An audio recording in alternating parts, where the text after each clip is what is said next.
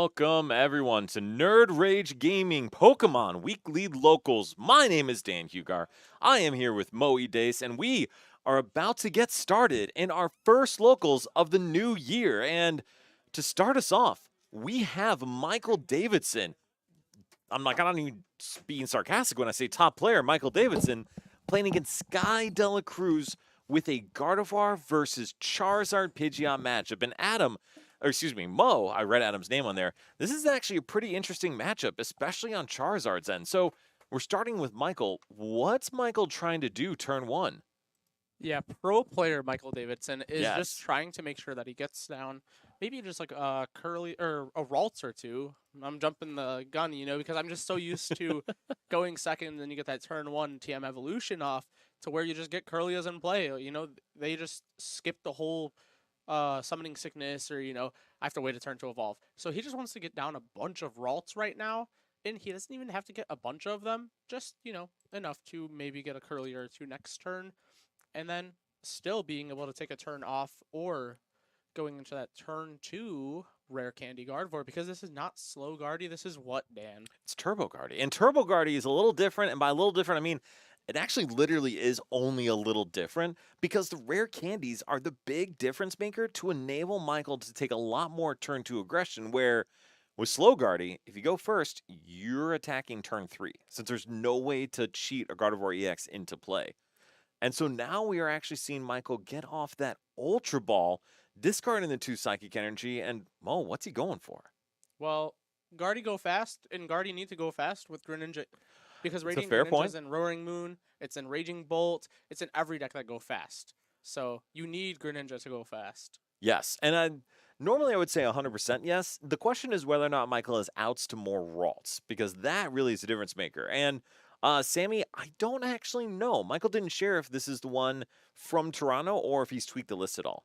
But I mean, we'll probably see pretty soon, since It Michael's is going to try to not. draw more cards. It is not going to be, because Michael did not play Turbo Guardy in Toronto. He played the Slow Guardy in Toronto with the Ah, Mawile. But we could still see the Mawile in here with the Turbo package, but he's probably just playing the one Dark Energy and just the rare candies and the super fast setup.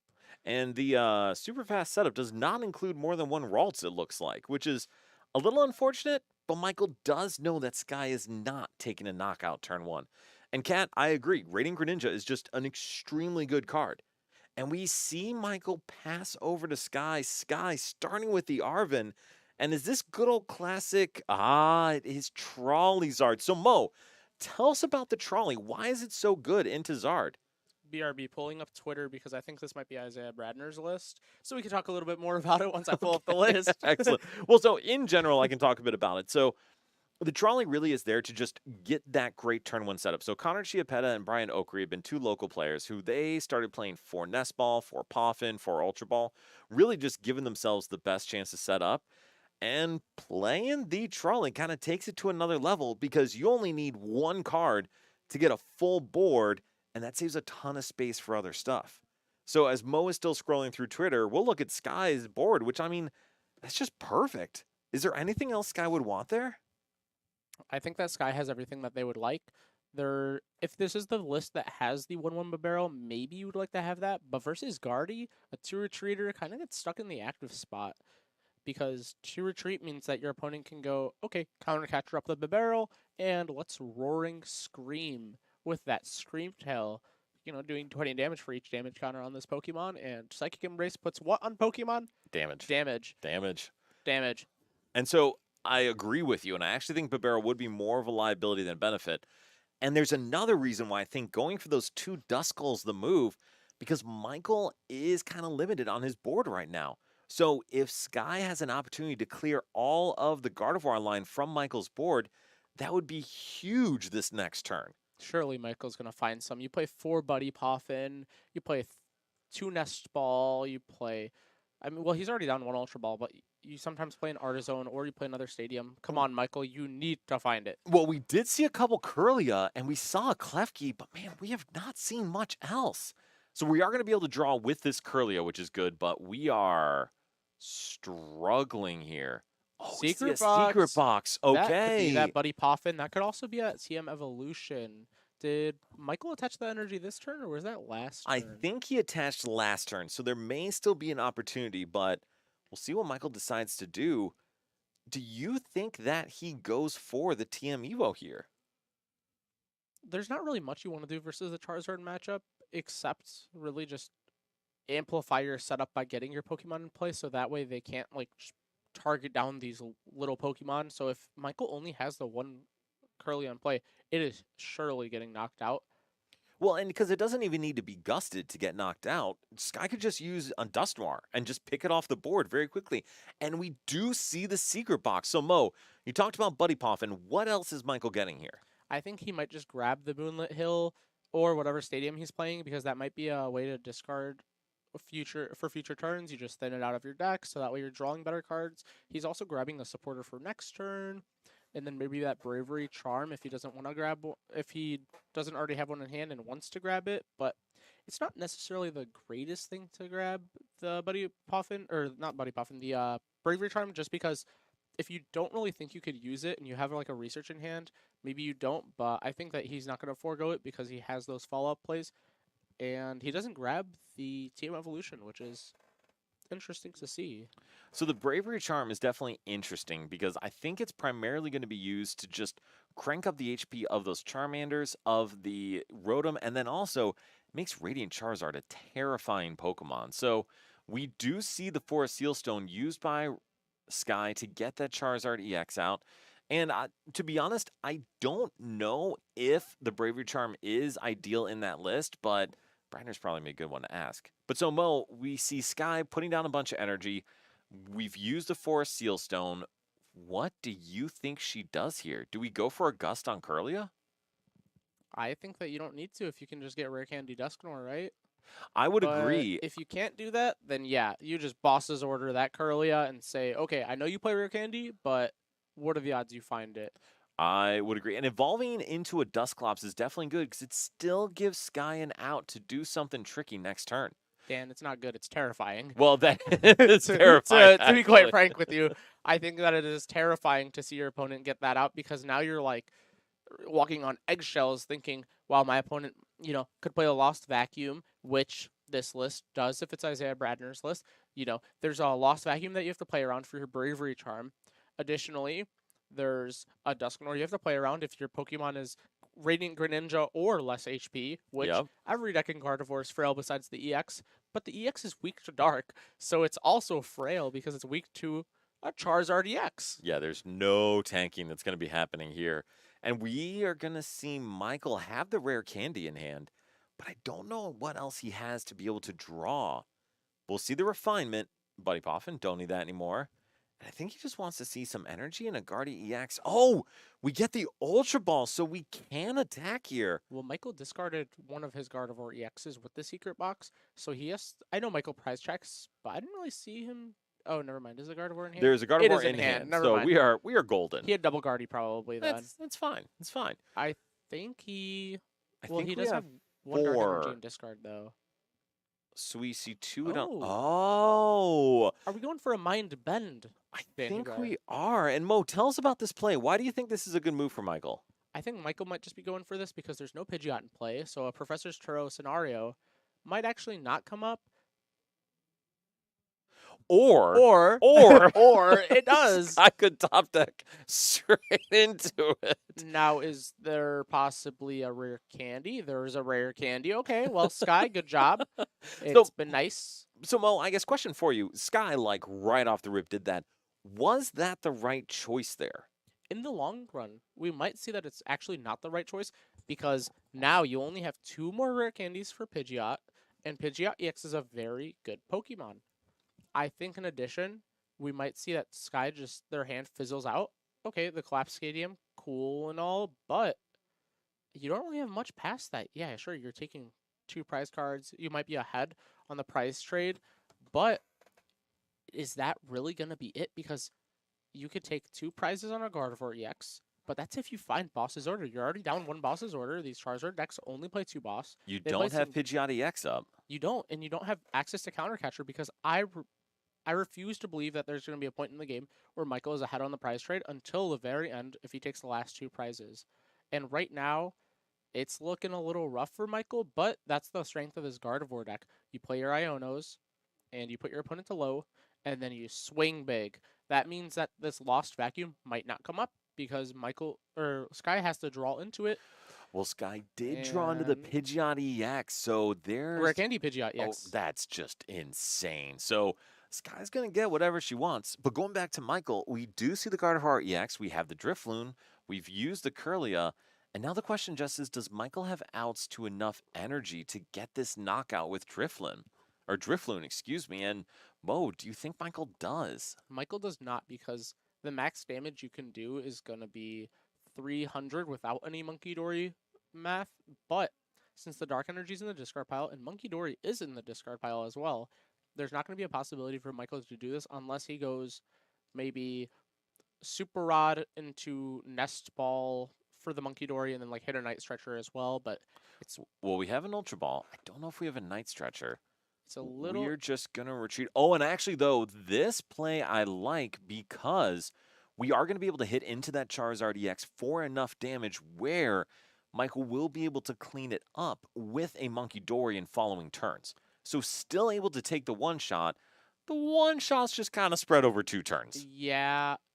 But the only downside to this is that if Sky can go Rare Candy Pidgeot for Boss's Order onto the Gardevoir EX, and then also the Duskull or Dusknor that's or not Dusknor, holy moly, the Dusclops that's in play can also just knock out the active, and then what do you know? Sky is ahead on the game, down to 1 prize, and there's little to no chance that Sky loses because you can't take out Pidgeot and you can't take out Charmeleon in the same turn. You can take out the Charizard, sure, but it's gonna look a little rough. No, you are absolutely correct. So the only downside here for Sky is Sky does have to choose 1 card off of that Pidgeot EX. So in order to take 2 knockouts here, Sky's going to have to pop that Dusclops in order to knock out the Drifloon. So we'll see what she decides to go with. And we are down 1 boss. So I believe this list does play 2, Yes, but there's 2. that means that can't be prized. We can't use anything like a counter catcher here. Sky's Gust is going to be severely limited after this. But I Yeah, don't know how much she's going to care. it doesn't really matter too much because you're just oh my goodness. Oh, that doesn't Oh, matter anymore okay. though. Well, that's fine. That would That's be fine. crazy though if there was another Pokemon in play that's damaged, but We do see the I Nest Ball. I gotta imagine this is Sky just. Yes, I love this decision by Sky. Mo, why do you think this is so valuable? it's just insurance because you're telling yourself, okay, maybe my Pokemon won't last the next turn. Maybe my Charizard will get knocked out, but whatever gets knocked out, I get to draw 3 to flip this script on the Pheasantipity EX, and you're just setting yourself up for success. The only thing I can think of is that Sky might run out of energy. That's the only thing I could think of. But other than that, I think Sky is really far ahead in the prize trade. 1 prize to 6, or well, 1 prize to 5 because the Dusknor was popped. But Which, the Mo, can you make Dusclops was sure? popped. Holy moly. I Yes, don't know my Michael did take Pokemon. a prize, but yes, you are absolutely right. So, and that is the thing: is Sky set up a near checkmate. Now, granted, Gardevoir is really good at managing these checkmates, except for when your opponent has a freaking Pidgeot EX on the board, because how do you get around the fact that they're able to get any single card they want out of the deck? There is still a chance. There is There's still still a a chance. chance. There is. Okay, well, 2 of the cards are in Michael's hands already. There's Countercatcher, there's Screamtail. Bravery Charm means I think there's 3 of them. But you do need the Monkey Dory in hand, which is in the discard pile. So you need a Super Rod for sure because you need the Monkey Dory. Well, Super Rod's in hand. Good job, Michael. Thank you for showing me. So, You need Sammy, the tough part, just to go to the chat, is yes, except for if Sky draws a Fire Energy, Radiant Charizard is probably going to take the last knockout and clean things up, or Dusclops or Dusknoir would be able to clean it up on the Radiant Greninja too. But Mo, keep going. I think that Michael has to go Countercatcher the Duskull because if you Countercatcher Duskull, then that means that the ability can't proc because ideally Michael takes 4 prizes this turn. Michael can go use the effect of Monkey Dory, take a knockout on Ah, the Charizard after an Iona preferably, and then also go Screamtail, knock out the Pheasantipity, putting both players to 1 prize. But that means that Sky cannot just go Pidgeot Quick Search for Charizard because Sky is down, I think, 5 energy now, or at least having 5 in play. So that means Sky has to have the perfect 2 cards. The 1 card or perfect one card of the two, right? So yes, except if Michael's going to be able to place enough damage on a Screamtail to knock out Pheasantipity, it's going to have a Bravery Charm on it. And if that's the case, then Sky Searching can Lost still get Vacuum. Lost Oh, Vacuum. Yep. true. Not Jade West. I'm not sure who you are, even though you're certainly not Jade West. But yes, Vacuum is the True. card that'll close out this game. So let's see what Michael does here, because I think, honestly, Mo, kind of from what you said, I agree. Michael's one line to win this game still folds to Sky hitting the card she needs. So I'm intrigued to see what happens here. So it can still be the Michael. Why are you getting rid of that one, Michael? So in my opinion, it could still be the counter catcher of the Duskull. Well, no, because then I know, and this is I can exactly pop the it, thought move it process somewhere. I'm walking through, because with that Dusknoir available to just take a knockout wherever, Michael's in a really tough spot unless he can take 4 prizes. And if he does take 4 prizes, it also puts him in a position where Sky can win with 1 or 2 cards available. And Michael, I think, is kind of processing this right now because he recognizes he's kind of stuck. There's not a lot of ways to clean up this game because Sky was able to pick apart his board so effectively last turn. Yeah, it's pretty rough, but I mean, Michael still might be able to pull it out. Nest Ball. What is he doing? You see the monkey. I think Nest Ball Michael. Bravery Charm? Yeah, Nest Ball Oh, Bravery this is off Charm. and Nest over. Balling Arvin, for my Monkey bad. Dory. So yeah, I'm intrigued. Kat, I agree. I think Trolley's underratedly one of the most powerful ace specs out there right now, just because of how much it helps decks that want to set up. We do see the Ultra Ball from Michael getting out Gardevoir EX.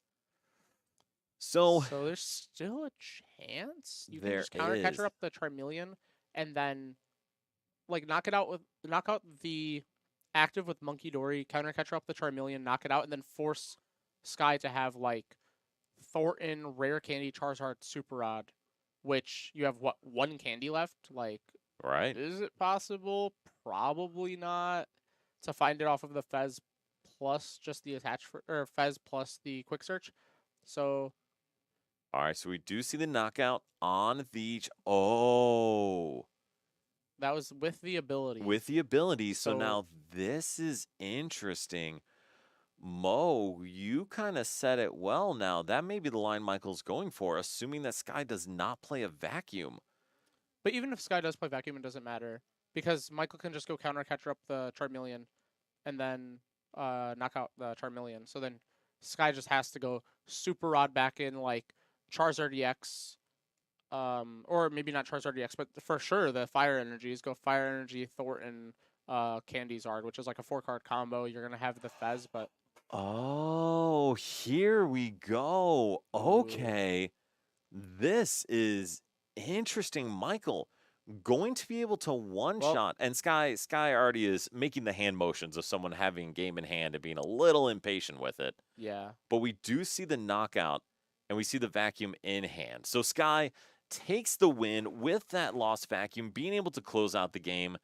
And we're going to jump over to match B here really quickly, just because I want to make sure we get you some good games, where we have Eli with 6 prizes remaining playing against Evan with, pretty sure that's 1 prize remaining, Mo. Evan, the 2015 national champion. Yes. Rah, rah. No, and But- Jethro, that was a wild closeout. But so, Mo, why is Evan crushing Eli so badly here? Because Evan's the GOAT. Evan, to be fair, is the GOAT. However, there's probably more reasons. Oh, by the way, Well- Eli may very well just win this turn. Probably, but while Evan still hasn't lost yet, let's talk about Evan Smith. Evan Smith playing at the collegiate level for one of the esport games with the Reagan Retzloff. So 2 broken players playing in their game and not just saying, oh yeah, we're really good at Pokemon cards, but they're also really good at playing video games. They play video games gooder. And while Eli still hasn't drawn the card, Eli drew the card. No. All right, Evan's so really good. before we get to Evan, just to be clear, what just happened there is we did see a 6 prize turn. And Murray, thank you very much. We try our best. Please hold your feedback later when we TBC, blow I it. would never. TPC, I would. So going back to the game, we did see Eli actually take a 6 prize turn there by using Dragapult DX or maybe Kyurem to set up 3 two-prize Pokemon to then clear the board with a single Phantom Dive, which, I mean, Evan had to be feeling real good up to that point, too. It's that double Kyurem, baby. You go, I'll put 110 on three Pokemon, and then I'll go, let me think about it. If 110 times 2 is 220, I could think of a couple Pokemon on your side of the field when you put down 8 Pokemon, or 9 Pokemon actually, with the Underground Area 0 Underdepths. Let me just board wipe you in 2 turns because I could double cure them. Well, I mean, so you're not wrong, but, and this is actually something that's come up in some of the videos recently and some of the podcast is, I'm just looking for a good deck here to throw up. What we found, we'll go with this one. What we found was actually in the Regidrago V-Star matchup against Moraidon. If you do, and Edwin, I am so happy to be back. Thank you so much. If the Regidrago player does cure him with a Area 0 down, all the Moraidon player has to do is put a Bravery Charm on 1 to 2 of the Pokemon that they have been cured, and then fill the board. And then when the Regidrago player goes, oh, I need to get these Bravery Charms off in order to take a knockout, and they bounce the Area 0, Moraidon player just gets rid of the Pokemon that were damaged. So even though it may seem like a clean Kyurem, there actually are some ways to play around it. And yes, I would actually agree. Into Turbo decks as Drago, I think you always want to go first as Regidrago. It is just so strong going first. And if you do go second into Turbo decks, even if they're not going to pop off and take a quick 2 prizes, they will just have a higher likelihood of gussing up, knocking out one of your lone Regidrago V or something like that if you don't have a perfect setup. And Mo, I guess let me ask you on that. Do you disagree? Do you think you should go first as Regidrago into Turbo decks? I personally am of the understanding that a Turbo deck will take the first 2 prizes regardless of if you go first or second. So I like to give myself the first supporter. That might not be the strategy that everyone goes for, but it is a thing we see from top players too, where they pick to go second in the Regidrago mirror, assuming that if you go second, you can maybe switch into a Cleffa or a one prizer and force your opponent to find Boss's Order plus the attackers. Ah, okay. And so you really play this game of not even cat and mouse, but it's a game of like, okay, who has it first? But then you might have the first attack, but do you have the second one? Because if you only have a Regidrago in play and you take a knockout with, I don't know, what Pokemon, besides Gudra, right? Then they can just Giratina V-Star your Regidrago if they went second and they got a supporter and all these things, and they can really respond to your one attacker. Now, I personally, if I'm Regidrago going against a Turbo deck, I just think that they're always going to get the first attack. Yeah. So it doesn't matter. It's the same when I used to play Lugia and I would go up against like Lost Zone Turbo. I'm going second. I force you to have one less turn of Colress versus Raging Bolt, which is not super popular. I want them to have one less turn of Sada. So it's just a matter of you slow them down, like in quotations, slow them down because you just want to have the best setup you can because you assume they're going to have a knockout for 2 prizes anyways. And I think I hear and understand the logic. It does make sense. However, I think the thing I'm a little nervous about with that line is you are still an evolution deck. So even though I hear your point, in the underlying assumption that them going first slows them down and you going second guarantees your setup, yeah, I think that logic makes sense. However, if they go first and set up, or you go second and don't set up effectively, that's my concern of the risk reward is I feel like the L you take is the technical term is a lot harder if you go second than if you go first. So definitely. I always play to have my setup though. And if I can play a supporter before my opponent, I think that's pretty good because like I always assume they have the stones. So if I should have listened to that advice. Like I always assume my opponent has that, but I want to make sure that I get to play a supporter first if possible. If I don't open it, like I'm going to lose that game anyways, right? But if I open a supporter and I possibly have the chance to maybe research Riono rather than just put down one Regidrago pass and they could have the out to knock it out turn 1, like I just always want to make sure that I give myself the chance to play a game of Pokemon before I even think about playing optimally or whatever. I want to be able to be in the game first. And that is also a very good point. And Jade, or excuse me, not Jade, certainly not Jade. I agree that not having the 2 Drago down can be very scary. I think the thing I kind of go with your point, Mo, is if you have it, what gives you the best chances to win? And I think that's the problem is if you go second, you may not give yourself a chance to run over, like to actually just beat your opponent. You're just assuming that you are at a natural disadvantage going in. And yes, that's fair, That guy on Edwin. Twitch, And LOL. yes, if Oh, because I always draw the stones too. My opponent might have it, but I'm giving myself the well, best then Mo, chance to just have go it as first. well. Just go No, first. If no, you're gonna draw the stones. I always have the stones if I go second and believe in my deck. So I But played Dragapult Iron Thorns to Toronto, and by the way, don't do that. Not the right choice deck is sick. because my game plan was based around my opponent isn't going to have it because they have Path to the Peak down. And ladies and gentlemen, for those watching at home, let me make sure you know, oh, they have it. Oh, do they have it? I played 3 Regidrago V-Star, and of the 5 games, no, 7 games I played, in 5 of them, they had some combination of Prime Catcher, Canceling Cologne, or Jamming Tower in their hand turn 1. And, oh boy, brutal. It was, yes, everyone played Cologne. And not only that, Edwin, they all played Cologne in their starting hand. And it was very kind of them to pick 6 other cards and their Cologne in their starting hand. It's fine. It's fine. It's I'm all trying to fine. open a basic Pokemon. These people are opening their one-up tech like, Right, exactly. if I usually play like Gardevoir, right, at locals and stuff just because I'm taking it easy this season. But like I'm trying to open something that's like not the Pheasantipity. Meanwhile, these people are just over here like, man, I'm gonna open Cologne. I'm gonna open like Squawkabilly No Hand. I'm gonna open like double. I don't know. They have like VIP pass and it's not even standard. And I'm like, dude, put that Now- card away. So actually, I'm going to take that opportunity to transition to, we're going to throw up this miserable, miserable deck just because I did like it. But I'm actually going to throw up this lovely, lovely deck because VIP Pass is still a card in the format. Well, you talk The about only that. problem I'm gonna go see is- standings. All right, sounds good. So the problem is you can only play one VIP pass, and that is a precious trial. And Mo is shaking his head at me. But let me tell you, people. So actually, I'm I'm going to throw something else out here because one of the things I think has been really interesting, and I'd love your guys' perspective on this, is we actually have a relatively diverse. Oh, thank you very much. Y'all are so so complimentary. We actually have had a pretty wide range of A specs. And this is a little outdated graph, but I haven't updated it because I have a baby on the way.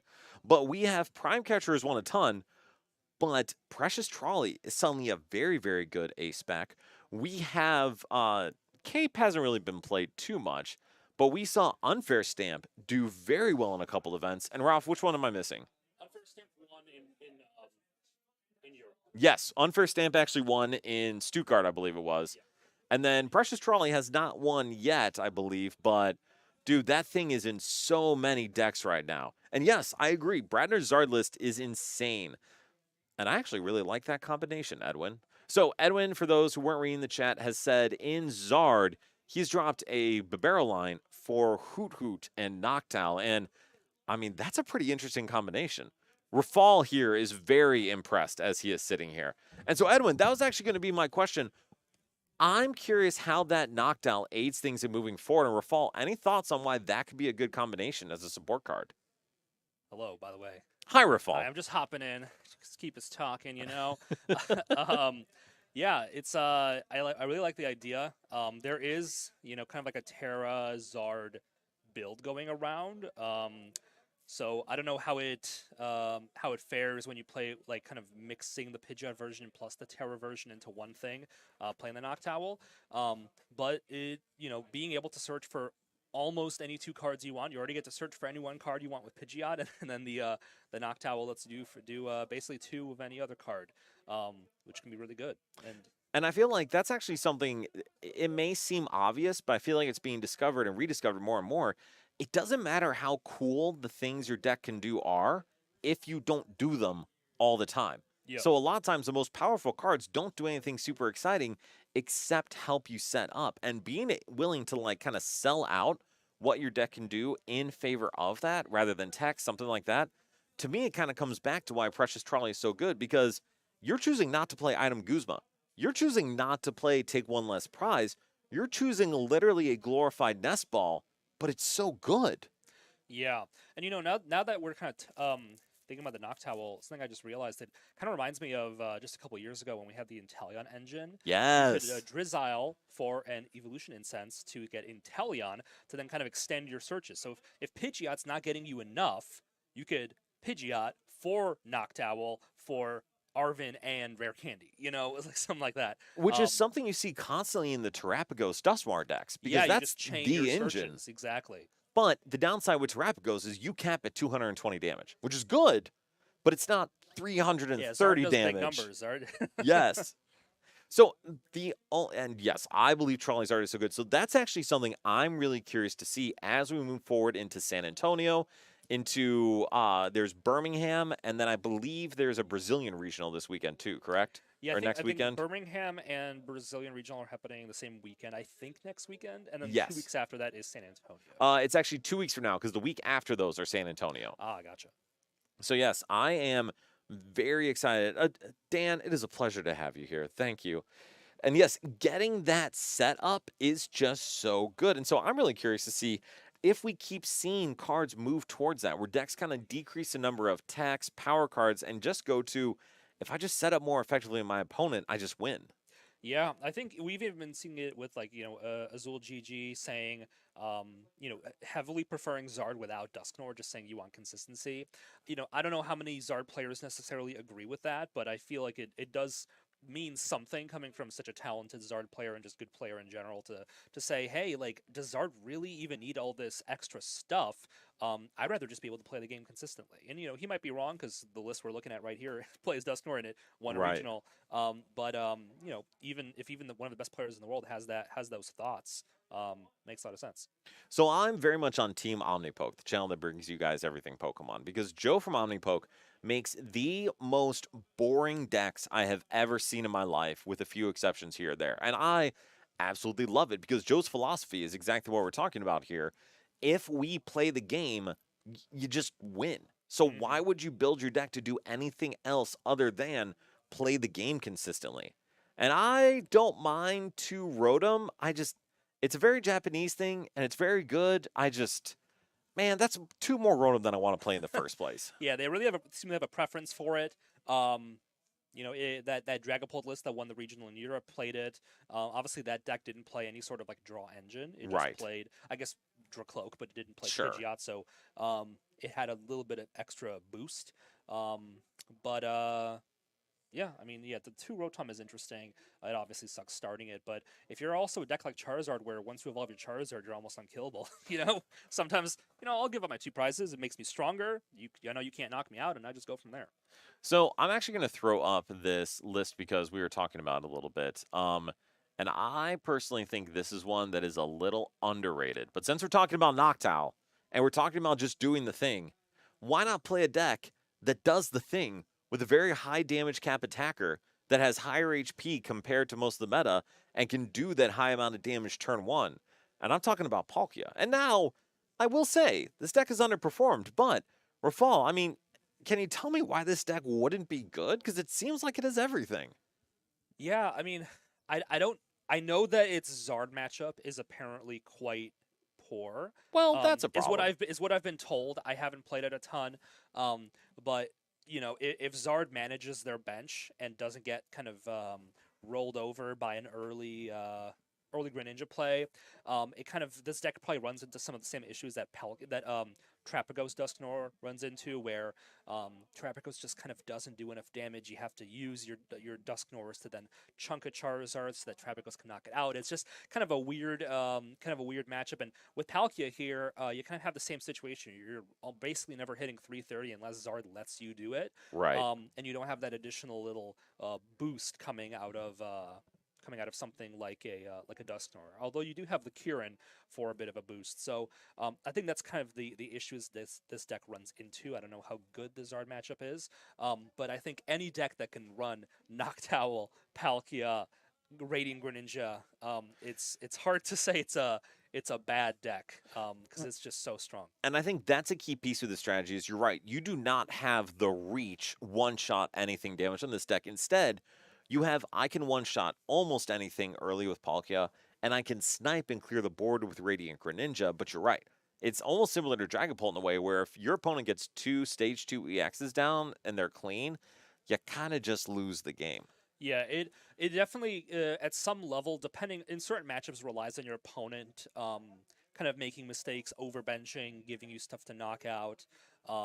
But you know, like I said, on paper, this combination of cards is just incredibly strong. Well, and honestly, at the end of the day, if you just default to just putting all the good cards in your deck, you're probably gonna be able to do something. And Yeah. Edwin, you said something there. I agree. I think Budu changes so much, and it changes so much in maybe a way that is a little more intense than expected. Because, man, Budu is going to be good. And so, Rafal, what the heck is Budu, and why am I saying it's good? And then I'll let you get to your round. Yeah, so Budu is a new card coming out in the upcoming set. It's, from what I've seen in Japan, basically the only good card coming out in the new set. All the EV cards are very expensive and very pretty. They don't seem to have a lot of success yet. What do you mean, Moonbrown is in top tier? Apparently not. But this this Budu is a baby Pokemon, so it's 30 HP, free retreat, free attack, and it just does 10 damage and item locks your opponent. So now a lot of decks that sometimes might stumble if they don't get the perfect turn 1 start can actually slow down their opponent enough to catch up, which is why we're seeing decks like Gardevoir and decks like Dragapult really shoot up in popularity in Japan right now. We see decks like Gardevoir being kind of overwhelmed by something like Regidrago right now. Same with Dragapult. But in Japan, they're playing sometimes even 2 Budu. You know, if you go second and you Arvin and you can't get your TM Evo and your full bench, you say, you know what, I'm just going to Buddy Pop and get a Budu, item lock you. We'll give it one more turn, you know? And it gives those decks the time they need to get their Curlias and their Dracloaks out and things like that. So Budu is looking to change the meta quite a bit. We're seeing just about every good deck in Japan playing it, which has been pretty cool to see. So the one thing I thought you mentioned there is interesting is, number one, it's the only good card in the set, which I think is wild because it is a little Well, a good baby competitive flower. card. Well, all right, that's Yeah. fair, that's fair, it's fair. But I do think that, and Rafal, we'll let you get to your round. So thank you very much for hanging in chat. I would want to add that the reason why I'm so hyped about that card is just because it changes how the game is going to be played. And oh, Kat, don't you worry. That is what I have been grinding for one of the people I'm playing with for San Antonio. And for this round, I am absolutely going to pick on favoritism and nepotism my good friend Dr. Kevin Krieger, who is currently staying with me because Kevin is awesome. So we are actually going to see a bit similar to the matchup we saw earlier of Moraidon versus Regidrago V-Star with Alfredo playing Kevin. And so, Mo, welcome back. Thank you for setting this up. Tell me again about this matchup, kind of from the start. What's each player trying to do? So, spoiler, it's the matchup on both tables. Okay. Just so that way we nail it down, because we want to make sure that if you're bringing Moraidon to San Antonio, you know what you're doing. And we can't possibly mess it up if we show it enough times. Okay, if we show it 3 times, it being the backup last round, it being the first matchup this round, and it being the backup this round, you just have to get your reps in with this deck. Regidrago, it's a brilliant deck. I think it's just one of the best decks, and it might also be in contention for like one of the strongest decks per like its timeline, because you're getting those energies in play with the Teal Dance with the Teal Mask Ogrepon, and then you use your energy switches, get onto your Regidrago, and you copy whatever you want. I think it's incredible. It is so powerful, and Alfredo's doing a pretty good job of getting his board set up to get to it, minus actually getting the Regidrago down, because we do have 2 Teal Mask Ogrepon. We have Clef on the active, which is ideal, and we already got rid of the Swinging Fiend in Executor EX, and Alfredo Teal dances into a Regidrago. I'm telling you. Mo, that's a pretty good start. That is a pretty good start. Teal dancing into the research for next turn, too. Also pretty good. So we can see his follow-up turn go like Ultra all the way to the top deck. I probably would just hold the hand. So I actually don't mind. That is the last card I wanted him to play. I actually would not have minded the Ultra Ball to get a second Regidrago V, because as the brilliant people in the chat were saying previously, if Kevin kills this Regidrago V, I mean, Alfredo's kind of cooked. I think that could happen, but like, man, for Kevin to do that, he needs Prime Catcher or Pokemon Catcher. And if I'm Alfredo, I'm just saying, nah, they're all playing Secret Box, because it's the best card in Moraidon right now. It's the way that most Moraidon lists are being played. Unless, unless you're Kevin and you just top deck the boss's I orders. mean, that's pretty good. Now, And That's Dan, pretty real quick, I think there is a good argument to say that Silver Tempest Lugia is better, but I will tell you, Silver Tempest, the set, holy, I can't think of a set that gave out multiple best decks in format. yeah, it was That is insane. bangers, just banger after banger. And I think Silver Tempest Lugia was definitely like tier 0 in that format. But if we're looking at like, over the years, like Regidrago is definitely like maybe top 10, top 15 of decks in its formats, in its format where like it was just like definitively like the best play for the best players. Same with like how most of the players are playing Lugia and they didn't really want to differ from like playing anything else. The Regidrago deck, it's the same like 58 cards in every list, and then you just see some people like sway from the last 2 cards. So Silver Tempest, yeah, Refinement Curlia too. Thank you. Oh, you're right. Gosh, that's insane. Thank you, Sammy. And so we do see Kevin searching through the deck, and I think they're a little disappointed because they top decked another boss's orders, which is unfortunate because that's not what they want to see, because they also only have one nest ball in hand. So they have to choose, or excuse me, not top decked, but drew another boss off the Radiant Greninja, because now they have to choose between getting a Squawk and getting a Moraidon. And there is a generator, there is a double turbo, there are a couple bosses in hand, but we do not have a knockout on the Regidrago V-Star right now. And dude, Mo, that is tough. What do you mean, dude? I believe that Kevin has a double turbo energy and Iron Hands and the generator in hand. If I'm him, I'm playing the generator first. And going, 100%. I'm squawking this hand, dude. And I agree, and I think that's what they're going to do is get the Squawk, set up the Iron Hands, and say, you know what, I can't knock out the Drago. Oh no, I'll take 2 prizes on a Cleffa. I can hands her free retreater. God, that's very good. So, okay. So, Mo, walk us through Kevin's turn. What do you think they're going to do after getting the Squawk out? Kevin, I believe, is going to hit 2 energy on generator. Knock on wood. I don't want to curse it as the caster curse. That's a good But start. I think that if he hits the 2 energy, all he needs is just a Latias EX to be able to switch between the Pokemon. So he's going to either be able I to... forgot about Latias. That's so Exactly. good. So you don't need to hit your switch cards because Latias is a switch card. Now, please, Kevin, don't make me a liar. 1 energy. Just One means is that okay. off of the Squawk, you need another generator. Plus, if he hits Moraidon plus a generator for 2, then that means that he's just able to go, okay, let me put the other one on my Moraidon. Yeah. And then you're still pretty smooth sailing. You have your Magnemite in play, which can get hit by a Dragapult attack. Don't True. lie. It's kind of rough because it's the same with Duskull versus the Dragapult or the Regidrago decks. Sure, you can waste, maybe you think it's a waste of your 6 damage counters onto the Duskull or the Magnemite, but if your opponent's already going to give you those 6 prizes, you might as well do it. And if he didn't have that secret box, holy moly, that hand sucked. We did. Oh, you're right. Kevin had concealed into Nest. So we see a generator, a secret box, 3 energy, and an area 0. That is a unique combination of cards, Mo. It's fine, dude. Because right here, he's going to go secret box, find his supporter. It can either be Arven. Well, and that thing is we Or- haven't actually played a supporter. And to be honest, I kind of like research here. Yeah, Arven or Research, but he's definitely going Nest Ball right here. Or, no, they don't play Trolley because they play, Secret Box. Can't Yeah, secret box right? or Raleigh. But yes, I agree. So Nest Ball, Arvin, I don't mind. Although I think research could be good here, especially with a generator already in hand. And then I gotta imagine we're going to see another Area 0, and then probably Rescue Board. Unless there's something else you'd be looking for, Mo.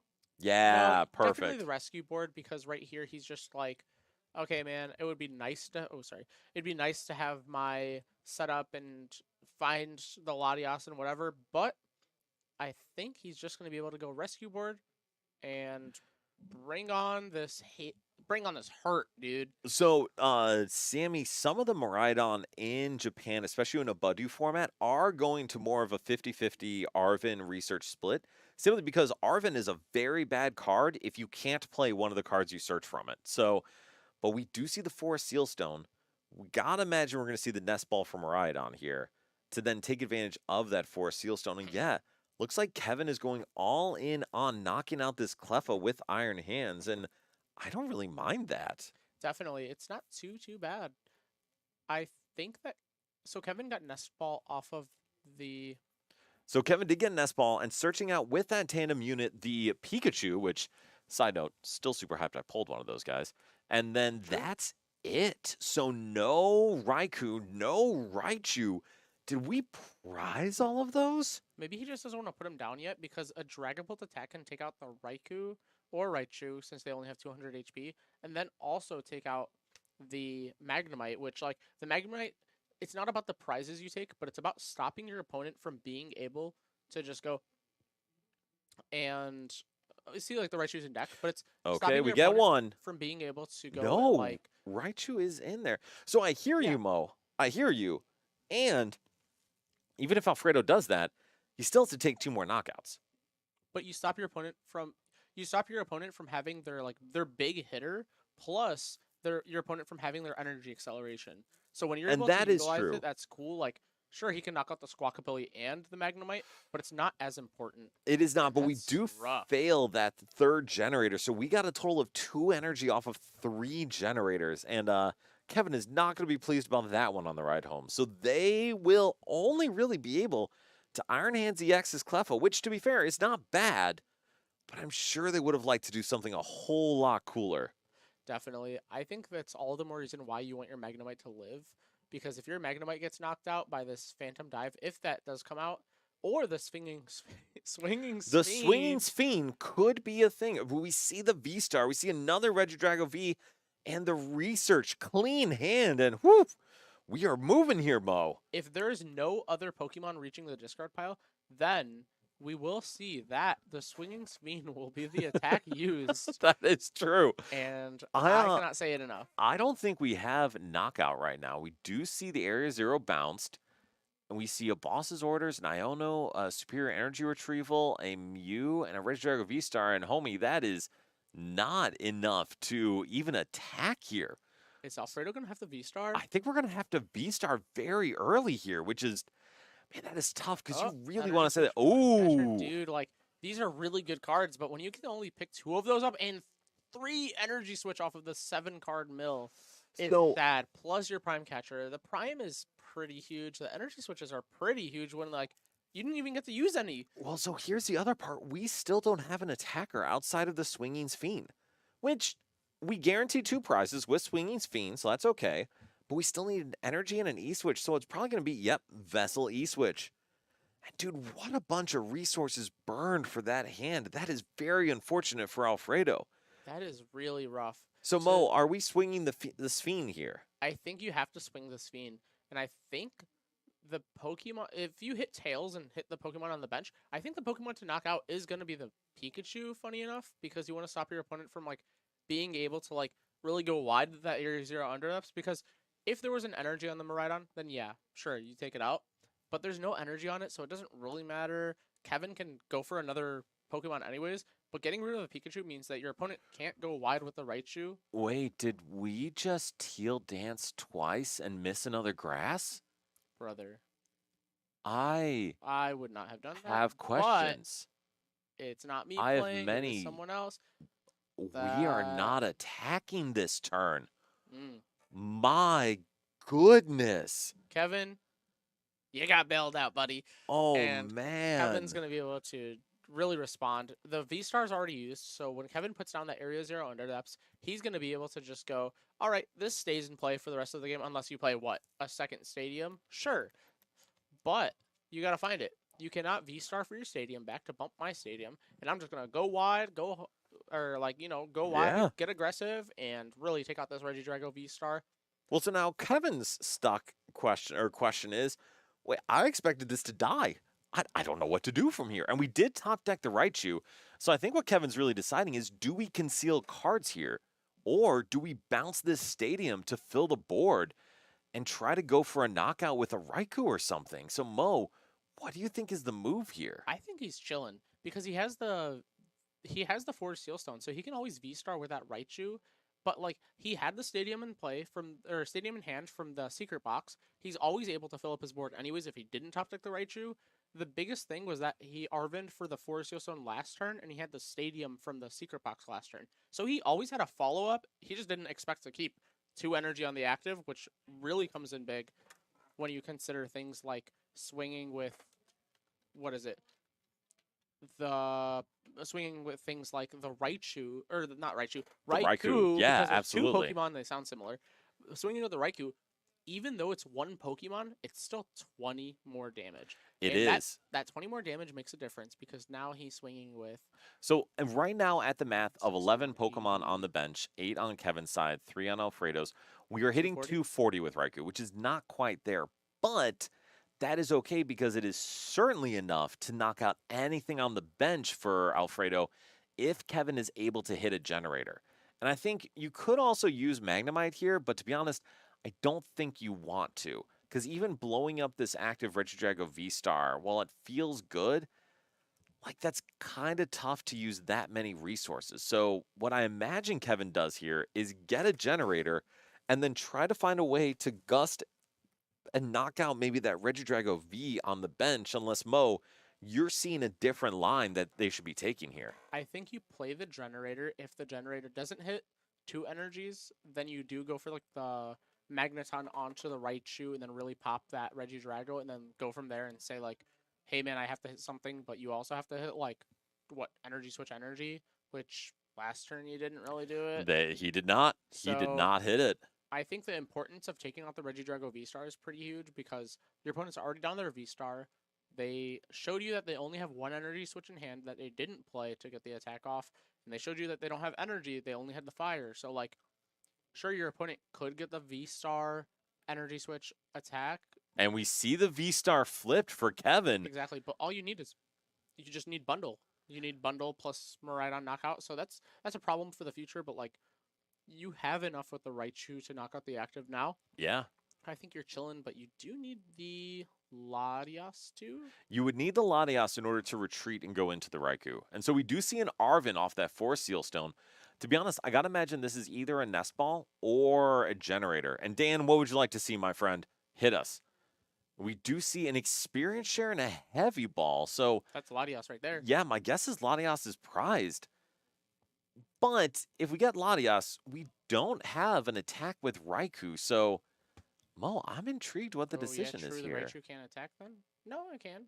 So we wouldn't be able to retreat out of the hands except for we wouldn't be able to accelerate additional energy outside of using Magneton.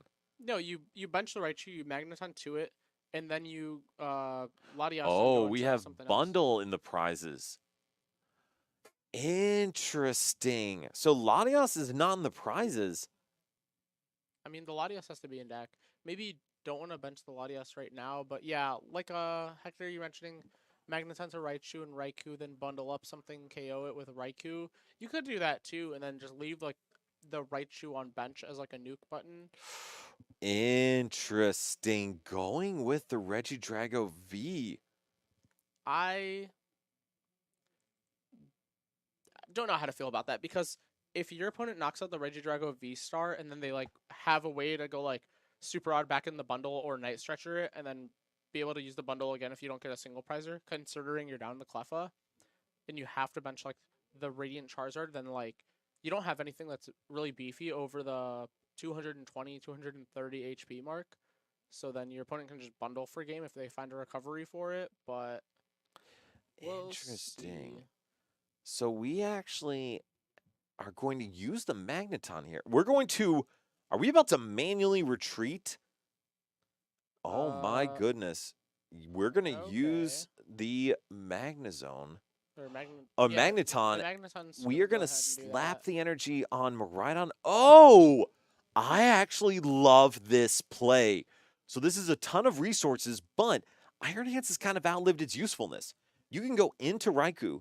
You can fleet-footed for a card, and then with 10 Pokemon on the bench, you are going to be able to... And that was a Luminion! Pretty good card. It's a pretty Gets good you card. Boss's orders. It does. So now Kevin has knocked out this Regidrago V. There is an experience share on the Moraidon EX with an energy already on it. Alfredo's at 5 prizes, which I will mark if I could pay attention better. Like, to be honest with you... I think the game is a little over for Right. Alfredo. It's just the fact that you miss those energy switches to have them naturally. Yes. I mean, Alfredo can go like Iono plus Radiant Charizard and then force Kevin to really have a response. but you have to do it now. Agreed. See the Goodra, that's pretty good too. The going Goodra So into that is Goodra, pretty solid. Iono, I think has to be the move here for Alfredo. Definitely. The jamming tower is already in discard pile, so it can't really come down. It's either Goodra Iono or you go Radiant Charizard Iono. And we're gonna really see if Radiant Charizard comes down here. There's no cards to search it out, so And so the thing I'm curious with here is we saw the Superior Energy Retrieval come down without a Grass Energy in discard. And I'm they're confused. Northern Penny Northern does Penny? seem very good Ah, here. a I connoisseur of this- personally of would not this have been deck, playing okay. around that, but I agree. All right, so we do actually see Alfredo going in and just kind of deciding how he wants to set up this Regidrago V-Star. I would have liked. Okay. What? Well, that's something. That That's is- something that I didn't see I did not see that coming. for certain reasons, but it's okay So because we are, so just real quick, Mo, we are at 3-5. We are technically at 180. So, you find another energy for the ability and you get there. I would. we see a Pheasantipity. I mean, if you have the energy switch in hand, I would have liked to see retreat the Ogerpon and then use the superior Yes. energy switch, attach it to the Drago, Yes. attach return, All of the yes, Mo. and then the Iono because you had the Iono in hand. Completely But- yes. It's okay. But we can still see, we see the Regidrago V-Star going. This actually, Okay. though, Mo, to your point, this is one where I would have loved to see the Radiant Charizard go in. Definitely. Because Radiant Charizard is a heavy hitting boy. it is. And also, Kevin wouldn't really have a good way to play around it since Bundle's gone. We're down to 2 cards in hand, 3 after the draw, and you're getting rid of his additional draw with Fleet Foot. So I think going for the Regidrago play is still good, but you open yourself up to losing next turn based on Kevin's draws. Definitely. Kevin doesn't have like a Pheasantipity EX down or something. He just has they just have the Greninja. Yes. So Radiant Greninja, if you have an energy, is pretty And good. Kevin does have a lightning in hand. We just saw. Ah, So okay. we're going to see a couple cards. But Kevin also does need a manual attachment to that Moraidon to be able to attack. Yeah, so we're gonna see on Kevin's side, they need double energy then if they're gonna Radiant Greninja conceals cards, but We're going to see the Goodra. they need a lot more to get through Goodra. They do. So we see the energy go to the Moraidon. We see Raikou go down. And I imagine Kevin's going to lead Greninja with that free retreat. And then, Mo, tell me, what are you looking to see Kevin do here? I believe Kevin does play like a Super Rod or Night Stretcher, and you can just go like Night Stretcher for the Iron Bundle and go, what are you gonna send up? A Pokemon with 210 HP or a Pokemon with 210 HP? And then you just win the game outright. But because you have the energy in hand. But Kevin's probably wondering, are they gonna go ahead and concealed cards that energy to try and find more options, maybe a research? But And that is exactly the question. Do you conceal cards? Do you get rid of that energy in order to hit what you need? Or do you already have it in hand? And so we see a lightning energy. Hello, Rafal. We see a lightning energy, a Nest Ball, a Latias. So Latias was in deck, but do we not have Pheasantipity in deck? We see Radiant Greninja. maybe not. I mean, you would have grabbed. Well, we see the lightning. Well, we see Lightning, okay. We see plenty of lightning. There but- it is. Just Nest Ball for the Fez. Because I think the Fez would have been grabbed earlier. Maybe, I mean, what So was more important, Fez or Bundle So we in that situation? Well, so that's the thing is we have the Nest Ball. So we know Fez is in deck if Kevin plays it because we didn't see it in the prizes. Yeah. We have the Nest Ball available. So really all we need to hit here Show us your deck. is a boss. And Kevin, please. Kevin is not showing us the deck. Kevin. This is very wildly unhelpful if we're being honest. Kevin. We Oh, there it do is. It have was there. Pheasantipity. Okay, Huzzah! okay. So I don't also mind that though because there was, I believe, a chance Kevin took a boss's orders off the prizes, and that's going to be at the bottom of the deck. So maybe Kevin's hoping to draw and see something good here once they shuffle that boss back into the deck. I just want to know if like Night Stretchers in the deck are super odd because that means that like maybe like another Nest Ball is a good out for like See Heavy super Ball, odd Nest Ultra Ball, Ball, but Ultra like Ball. Oh, that should be it. Luminion! Luminion. Fish. The fish is still in the deck. The fish is there. You And can Ultra so- Ball for the fish. If Kevin took a boss off of the prizes, Kevin basically has game here with that energy fish. Kevin, go to the fish market, get your fish, and get your boss. Kevin also has the advantage of they may just be able to like chill here, but I think they're just using Tandem Unit to search the deck and see if they have what they need. Because if fish is in there, That's a great. super odd on the bottom of the deck. So Okay. there was an out to also going like super odd nest ball for the bundle, or you could just find your fish.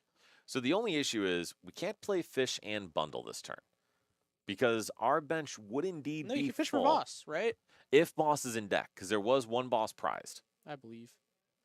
Yeah, and we'll see. So we see the Ultra Ball. If Kevin wants to show us what they're looking We at, do see fish. we do see fish. Do we see Now, the boss? if you're looking at your deck and you grab fish, okay. So, and I think this is what Kevin is trying to think through is they could fish for Arvin to get the Super Rod, but then they don't have a bench spot in order to use it.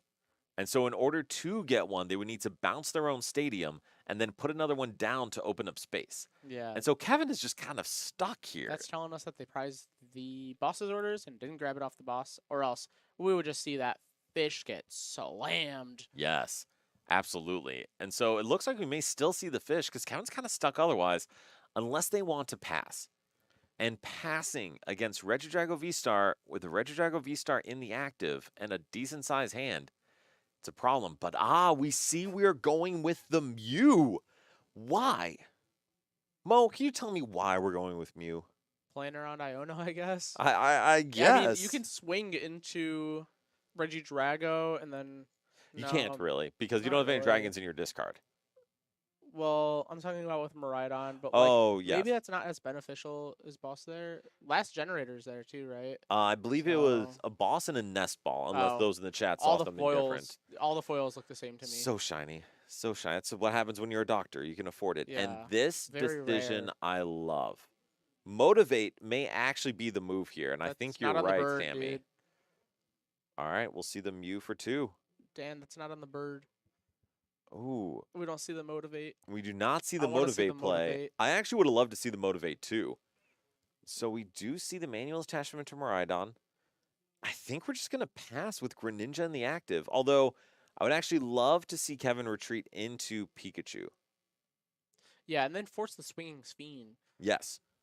All right, so I we see the Arvin. Kevin has like a way higher IQ than me too, so like Kevin, so for those watching at home, Kevin is a DO. Like, Kevin is a doctor, like a legitimate ER doctor. Brilliant, brilliant person. So whatever they're doing is probably correct, even if I really think they should have motivated here.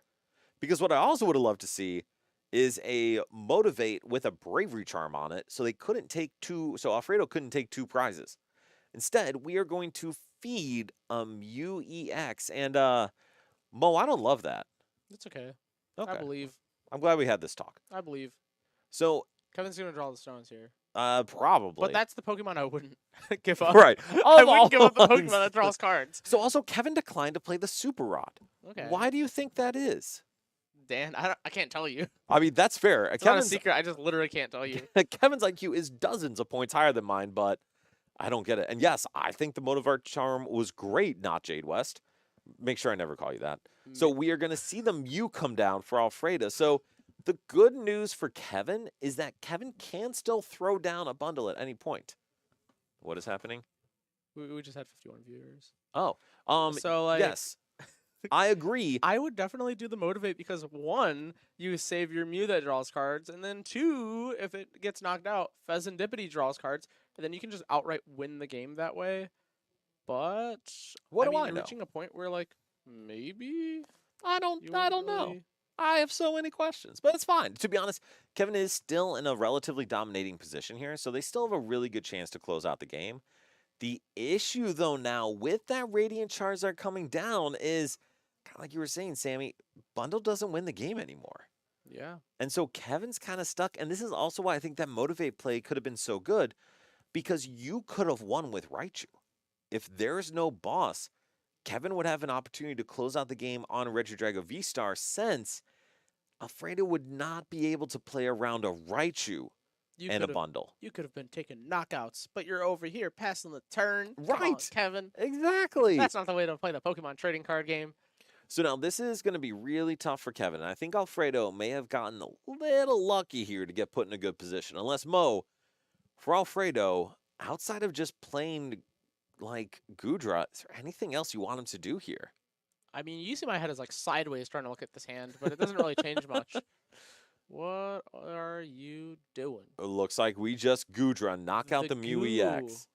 Okay, so the goo, sure, it takes the knockout, and bundle is an out to move the active, but it's not an out to move something two-prizer because Charizard's on bench now, and Charizard can take two prizes in return. And we can't Iron Hands or amp you very much Charizard. Yeah. So Kevin now will be able to Pheasantipity, but is unfortunately now in a really, really tough position. Definitely. It has wings, but it's not weak to lightning. Correct. It is a bird of sorts. To be clear, in the video games it is, but just not here. Yeah. All right, so we do see the Pheasantipity for 3, or excuse me, the concealed cards for 2. There's the fish again. Yeah, we did hit Luminion, but the thing we didn't hit is a boss's orders in deck. So that's the concealed cards. Let's see if there's another out. Kevin, show us. No. Oh, no. And Kevin just The scoops it boss's up, order. saying the boss and the generator were in the prizes. But, Mo, this is where it's unfortunate. Kevin had an opportunity to set up a game-winning play with that Motivate and just declined to do it. I mean, this is the reason why you come out here to Nerd Rage Gaming, though, to play our locals, is because you could make it on stream. I know Kevin is going to watch this back, study it. Yes, because absolutely. They are just a computer of information. Kevin, grab your stadium. This is But, true. Kevin, thank you for listening. But Kevin's going to be able to watch this back and really see, okay, what could I have done better? Maybe this is just Kevin testing a game plan of seeing, like, okay, can I do this? Will this feasibly win me a game that I could try to win in a regional? Oh, it doesn't? Cool. At least I tested it out at Nerd Rage Gaming here in Buffalo Grove, Illinois, rather than testing it out at a regional and you find out it doesn't work at a regional. So come out to your locals. If you come out to this one, we record our games. It ends up on YouTube. It ends up in the VOD, and you can watch it back and see what went wrong. You could see how Dan and I talk over the game, or whether I yap or Dan actually analyzes it and does his job. And I will criticize all of you until you cry based on my feedback. Mostly kidding. But legitimately, like, this is something why we really, really enjoy doing this, is because we get to actually improve as players too watching these. And that's why we give our feedback, is we want all the players who play to take advantage of this as an opportunity to improve their play. And Dan, Kevin actually used, not Luminion, but Kevin actually hit the, excuse me. They benched the Mew before. Yeah, they were benched bench the Mew locked. EX, used the Ultra Ball to thin their hand, and then drew into Arvin off of the Mew EX in order to get the Super Rod. So, unfortunately here, Kevin goes down. Moraidon did not quite get to where they were hoping for. So, in kind of the spirit of having Moraidon up here, I could have sworn I had a Moraidon deck. There's Did a I not? Zapdos deck for in 2018. There is a Zapdos deck, and I love it. But all right, we're going to put Regidrago back up. So, we already did show Regidrago a little bit. And Regidrago, I do think, still is clearly the best deck in the format until that small baby grass Pokemon comes out and changes the game. And Brian, we miss having you here. We are going to be very lucky to have you back here in the next couple of weeks, because I will probably not be back for a while, since I am having a small human in a couple weeks. So, but going back to the game, Mo, you were describing what Kevin was doing really well. What do you think Kevin's game plan was to win the game there? Like, what line did they take, and why was that better than motivating or doing something else? So Kevin knew that they prized the boss's orders, right? So there's no possible way for Fish to grab boss. They found that out a little later, given when they played the heavy ball. I would just put that in a little mind palace and say, hey, boss's order, don't have it unless I grab it.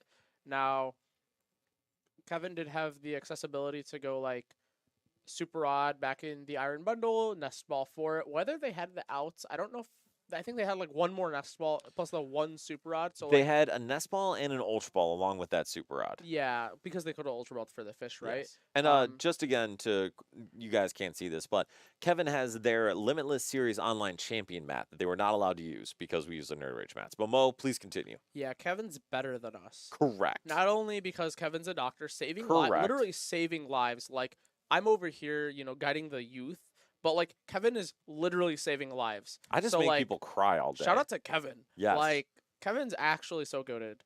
All right, so Mo, talking about Kevin's play though. So like you said, oh yeah, that there are there are 2 ball search outs and a Super Rod going for the bundle play, and I can see how they locked in on that play to get a 2-prizer off the bench. But, and this is where I also try to give this feedback, when we lock in on that game plan, it allows our opponents opportunities to play around it. And so, Mo, what would you have liked to see from Kevin there if they didn't hit that bundle? Is I it just the motivate? Is it something I else? think it's the motivate because Okay. Dan, if it's the motivate, then who knows? Kevin could have drawn one more card off of the Mew EX, could have drawn another card off of, like, the motivate opens up so many lines because you motivate to the Raichu, you force your opponent to have a gust onto the Yep. Raichu, otherwise you're just swinging, not swinging Shveen, or swinging whatever the attack Swinging is. Swinging Sphene. Speen. Yes, it is an Sphene. Thank you very Swinging much. Speen. And Sammy, I would actually love to, but as I mentioned, my child is being born in approximately 2 weeks. So I will not be traveling to regionals for a little while I am helping that Boo. young human survive the cold, dark world. You're committed to the wrong things, Dan. Do you Yes, want your world's clearly- invite, buddy? Clearly prioritize it. Listen, I got that last year. I'm good for a little bit. At San Antonio, you did I get top 8. That, like, I did catapulted you actually into your get top invite, 8 at San basically. Antonio last year. That is Yeah. true. But anyway, yes, Mo, I completely hear what you're saying. We're trying to get that energy on. Thank you very much, Sammy. We're trying to get that energy on Raichu because that is the thing that threatens the entirety Exactly. of Alfredo's board. It And then is- combined with bundle, just everything's cooked. Exactly. Unless your opponent just goes like, okay, I'm going to bench this Radiant Charizard, but you have to, in those moments of the game, you just have to tell your opponent, if you don't have it now, I'm going to force you to have it next turn, and we'll go from there. You Yep. kind of just improvise the game plan, but you just play the best you can, and then force your opponent to have some other options. And so I think that, like, you motivate. 20 damage doesn't go on there because the The Goodra, Goodra, but you don't care. but That's not the point. That's not the point. The point is you get one more lightning energy. The lightning from the motivate would actually go to the Moraidon because of the experience share. So that's going to be 3 energy on the Moraidon then. I'm 3 saying energy, 2 from the Raichu.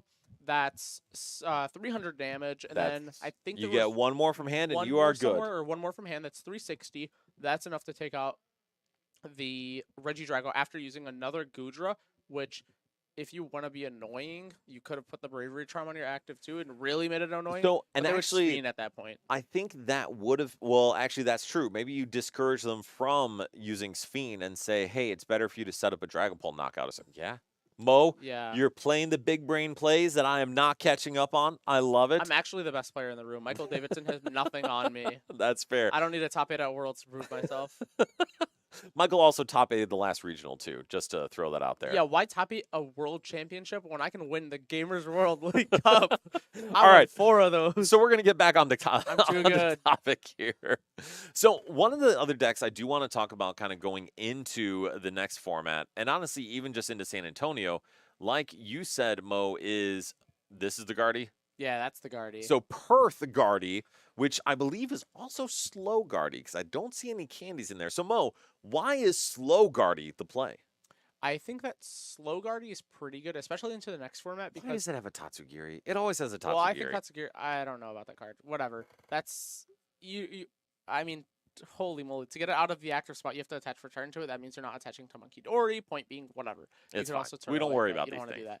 that. The thing is that when Badoo comes out, it's really important to not play as many items if you don't have to. Yes. So if you're able to play like a slower version of your deck, that's still more effective because you get more Curlias in play. That means less direct Gardevoirs, and you actually have Curlias plus, like, it's, you know, you see 2 more cards every turn. If you don't evolve it right away, 2 more cards, because you can Badoo lock and just choke your opponent out of these resources and say, like, you really need items. Wow, your deck only plays switch cards. I'm gonna bring up this Pokemon that you benched with 4 retreat, and you don't have any other outs to switch it.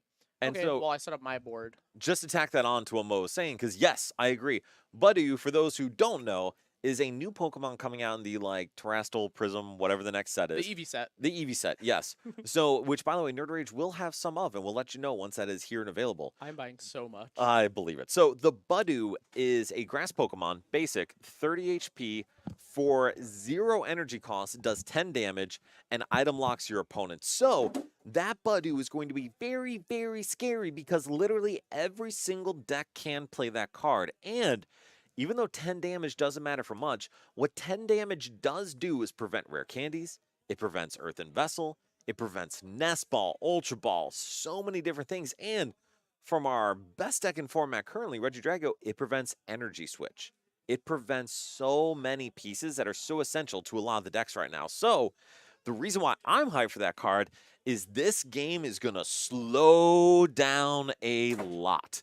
And I don't know about you guys, but I would say the game is a little too fast for me right now, where you have all these turbo decks trying to run each other off the board. So with Badu, Dragapult EX, my favorite, my baby, is probably going to be pretty good. So I'm also curious for all y'all, as I'm going to throw up Dragapult just because I love it. No, not Thorns. Thorns is terrible. What is the deck you guys are all playing for San Antonio? Because I know if I was going, I'll actually throw up the deck that I was going to play.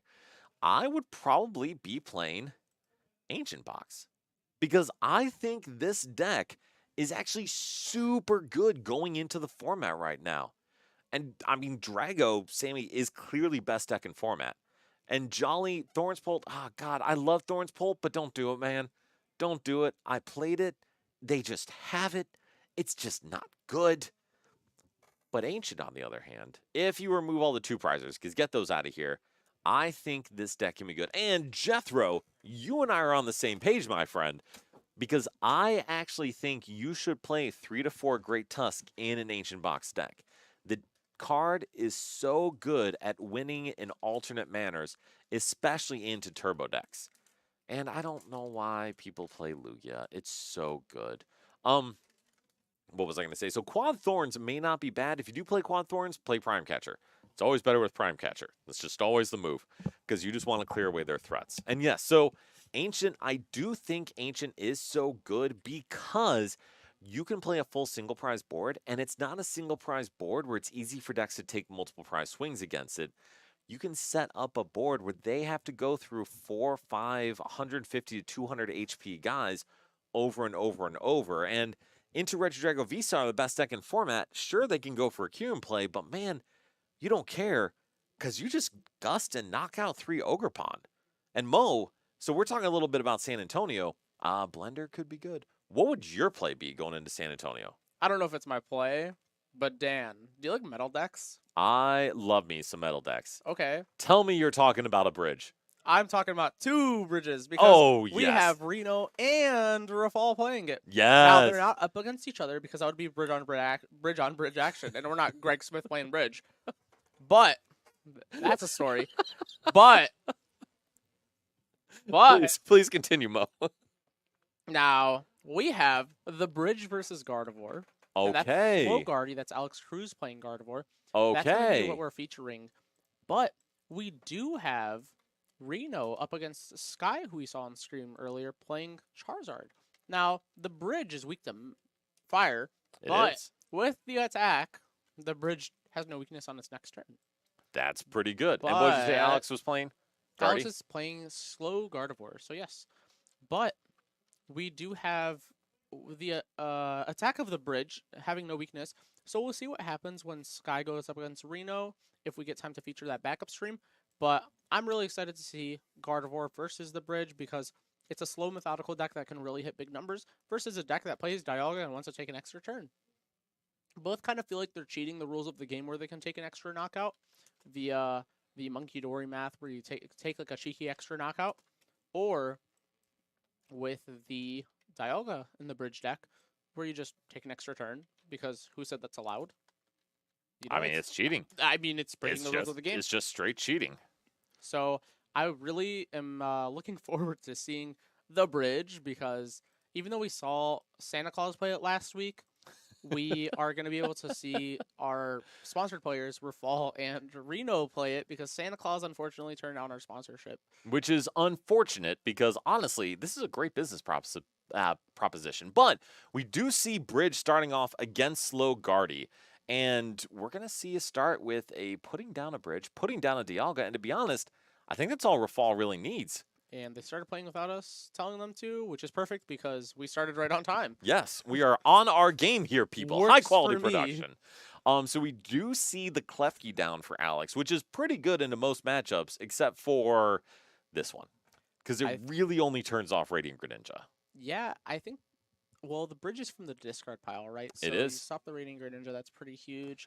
Plus, if you have, like, bridge before yes, evolution, and you play 4 research. and you Yeah. play 4 Ultra Ball, and you play a bunch 4 of Night Poke Stretcher, Gear, too. and you play. So I don't think Rafal's going to have too much problem burning his deck to the ground. He's just going to want to do it in a way where Guardy doesn't cook him. And we see the 1 damage from Alex One on is this important. Duraludon. And The so Joust. the Joust is pretty good. So now for Rafal, we see a Dialga V-Star, and that card will be pretty good into this matchup.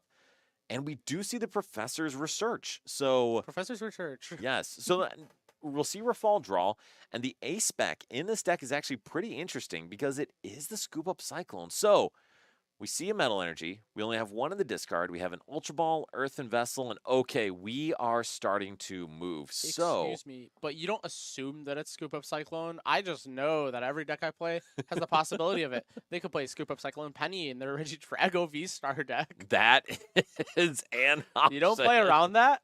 I don't. And so Rafal declines to discard 2 Metal Energy, seeing that there's no other search in his hand. So we're going to be able to use this Arch Duraludon to accelerate energy, and then also attach an energy to the Dialga V-Star. Alex's hand, we're gonna have Once to Alex see. shows their hand, we'll see. I think Alex might have like maybe an Iono or something. The hand is never truly dead for Gardevoir because once you top deck 1 Kirlia, then you're able to go like Kirlia, do some other things, Kirlia, like some other wombo combos. So the hand's truly never dead. Wow, we see the Jamming Tower, the Radiant Greninja, and I think Rafal basically saying if you draw Evo TM, it's not going to help you. We see the Pheasantipity for Alex, and we're starting to move a little bit. We see a Counter Catcher, we have an Arven in hand, we have a Radiant Greninja. Okay, so Mo, what is Alex's game plan here? Well, it's not the Evo TM. That is Because there's- certainly true. Unless Alex is playing the Secret Box, then you can actually go Secret Box for your Stadium plus Evo TM off of this Arven. So we'll have to see what the A-Spec is, but I'm pretty sure the A-Spec is going to end up being the It is the Stamp. unfair stamp. Interesting. We'll see Unfair Stamp, but you can't Evo TM, so Alex, please don't get the Evo TM. Well, I think Rafal would love an unfair stamp right now since their hand went to 2 cards, and it would be basically saying, give me 2 other random ones. Yeah, but I'd assume that if my opponent played their hand down... No. Well, we are going to see that energy go down with the Earthen Vessel. Evo TM staying in hand. And maybe what Alex is saying that there's a chance I draw a Stadium off of this Radiant Greninja, so it makes sense to still search it from the deck. So, Mo, after this Radiant Greninja, what else do you think Alex wants to hit here? Is it just a Stadium? Stadium, please. Okay. Please, that's all. Stadium. Have mercy. So why do you think the Pheasantipity is a good fit in Gardevoir? The Pheasantipity just feels like I don't want to say the missing piece, but it just feels like the vitamins for the deck, right? Okay. The deck was already insanely powerful, winning events in previous formats, but it's just the fact that you're able to draw 3 cards and your opponent can't really deal with it because they have to deal with, I don't know, a Drifloon if they don't play a Lost Vacuum, so a Drifloon that hits for 300 damage, or like they have to deal with a Screamtail that's knocking out your bench. Yeah. Or in situations where the Gardevoir deck really wants to limit their opponent anyways and put them down to 2 cards in hand, 1 card in hand, or whatever it may be off the Ionos and Unfair Stamps, that your opponent can't just go Boss's Orders, knock out the Pheasantipity, because if they had those cards anyways, they would win the game because it's a comeback deck. So your opponent's already at 1 or 2 prize remaining anyways. Which is a fair point. No Curly here absolutely hurts Jethro. So one thing I would have really liked to see from Alex, Mo, is why didn't that Bravery Charm hit the Pheasantipity? Because there is a non-0% chance that Rafal just ends the miserable existence of this Pheasantipity. But we do see the research. Well, the Jamming Power in play. Oh, the Jamming Tower is in play. Correct. Good Yeah. call. All right, so we do see Pheasantipity on Rafal's end. A couple energy, a Night Stretcher, a Pal Pad. I mean, Rafal's going to cruise and get to put some more energy in this discard pile. It is so cringe to say because it rhymes. Rafal has it all.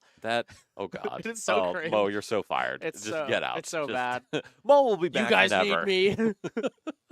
All right, so we do see the Nest Ball to get another Duraludon down, which, I mean, honestly, Rafal's setup looks so good right now because he is just a couple cards away from a... All right, Adam, we'll keep him. Also, man, what happened to your day that you're on here? Thank you for joining, but whew. And we do see Rafal have an out to get the V-Star next turn, and that's huge. Yo, I want to see it happen. I also would like to see that It happen. better happen either here or on the game that Reno's playing because I don't know. Star Chronos is pretty cool. It's one of those where like when the deck won the Indianapolis regional at the hands of Andrew Hedrick, like I wouldn't want to see that attack like at that time. But since this deck is new and upcoming, it's probably going to see more play next set just because it won the Champions League. Then I'm gonna get pretty tired of seeing it. But like right Well, now, I'm like, fair. oh, give me it. Like this is so crazy. But then like in a week from now, I'm like, okay, dude, it's okay. You can stop it. But I want to see this next turn Star Chronos, and this turn, we just want to see this attack. And I think the knockout on Ralts is plenty this turn. Like, it still is slow Guardy, which means there are no rare candies. So Alex is still not attacking with anything that requires a Gardevoir EX this turn. Yeah, Alex didn't reveal his A spec, but at the fact that he didn't grab the A spec off of the Arvin to grab like the Stadium Bump plus Evo Yeah. TM, it kind of is a tell that your opponent doesn't have the secret box and like they can't really bump your stadium off of the Arvin. But like, I mean, So I don't love that decision by Alex to Pheasantipity first. What I really would have liked to see is go get the unfair stamp, attach the Evo TM and an energy to the Radiant Greninja, and then unfair stamp followed by Pheasantipity. Oh, if we got Thornton, we are absolutely cooking. I don't know how likely that is. We do see a Turo scenario and another Curlia. So, Mo, what is Alex's game plan this turn? Is it simply just to pass and just set up the board, or what's he trying to do? I think Alex is just trying to get a setup and like hope that Rafal doesn't have the boss's orders on the Fez to like really catapult himself ahead. Going for the Evo TM, it's fine. I mean, you can get a Gardevoir into play Yeah. if you just find the stadium out.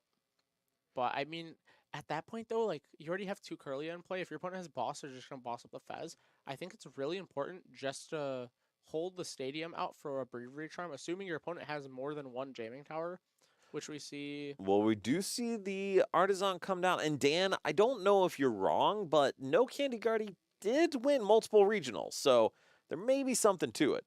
But we do see the Artisan. We see another Ralts come down. And then now Alex is going to get to take advantage of that Evo TM and finally be in a position to start doing something. But my question is going to be, silly as it is, like, is this too little too late? I I mean, there's a chance as long as your opponent doesn't V star. That's the thing. Like I that's the agree. nail in the coffin. If they can V star you, then you're just like, sure, you're at one prize. Your whole deck attacks for metal energy, or they all have one retreat. Which you run how many metal energies? Sorry. No, you're So absolutely you correct. really want to avoid this. If your opponent can just V star here, man, it's Do we just rough. fail the Evo TM? Oh my goodness. That's how they're telling me. Okay, so Alex has the Curlia in hand. That means they also had the Curlia. I believe Curlia hit the discard pile earlier, or it's just in the prize cards. So we But see the Earthen Vessel getting rid of Artisan, getting a couple energy, and I mean, now kind of going to Rafal's turn, with Rafal seeing Alex's board be not good. What is Rafal trying to do? I mean, Rafal just wants to make sure that he doesn't lose Well, to anything like. very Well, okay, reasonable. like, dude, like you know what I mean. I know what you Rafal mean. wants to make sure that he doesn't lose to things like the counter catcher Screamtail plays, the Iono to low plus whatever, like knock out your active. I think the big thing, in my opinion, is like I'm trying to Oh think. man, if Rafal, I mean, Rafal has does it all. Rafal have a boss in hand? Probably, or it's right here. Holy, there is a non-zero chance that Rafal can just Board wipe the Curlias. basically. Holy, we may Roth, don't care. have. Use the boss. Oh my goodness. So we may see Star Kronos on this Greninja, which is fine, but then with a follow-up knockout on the Pheasantipity, and then basically just say, Alex, can you take 6 prizes before I take a single knockout? I would either that, or even if you go like, it's kind of greed, but if you go like boss, Star Chronos, the Curlia, and then go like find boss again, and then knock out the Curlia, that's pretty cool too, because you just obstruct your opponent's game plan. But then at the same time, you have to have another boss for the Fez, which probably won't happen. So then you end up going to 3 because you knock out whatever's active. So doing this where you go like Star Cronus the Ninja and then Star Cronus Fez is also pretty cool. So I think Rafal may need to use his Professor Turos in order to get the Star Kronos Yeah. off. So knocking out the active Radiant Greninja is fine. Oh, what math are we doing here? He's just seeing if he used a supporter already. Okay. No, we did Roth use the did not. Pokegear.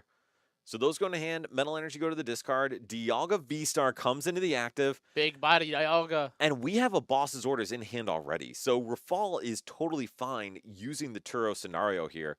Using the V-Star against this Radiant Greninja. Going down to 3 prizes.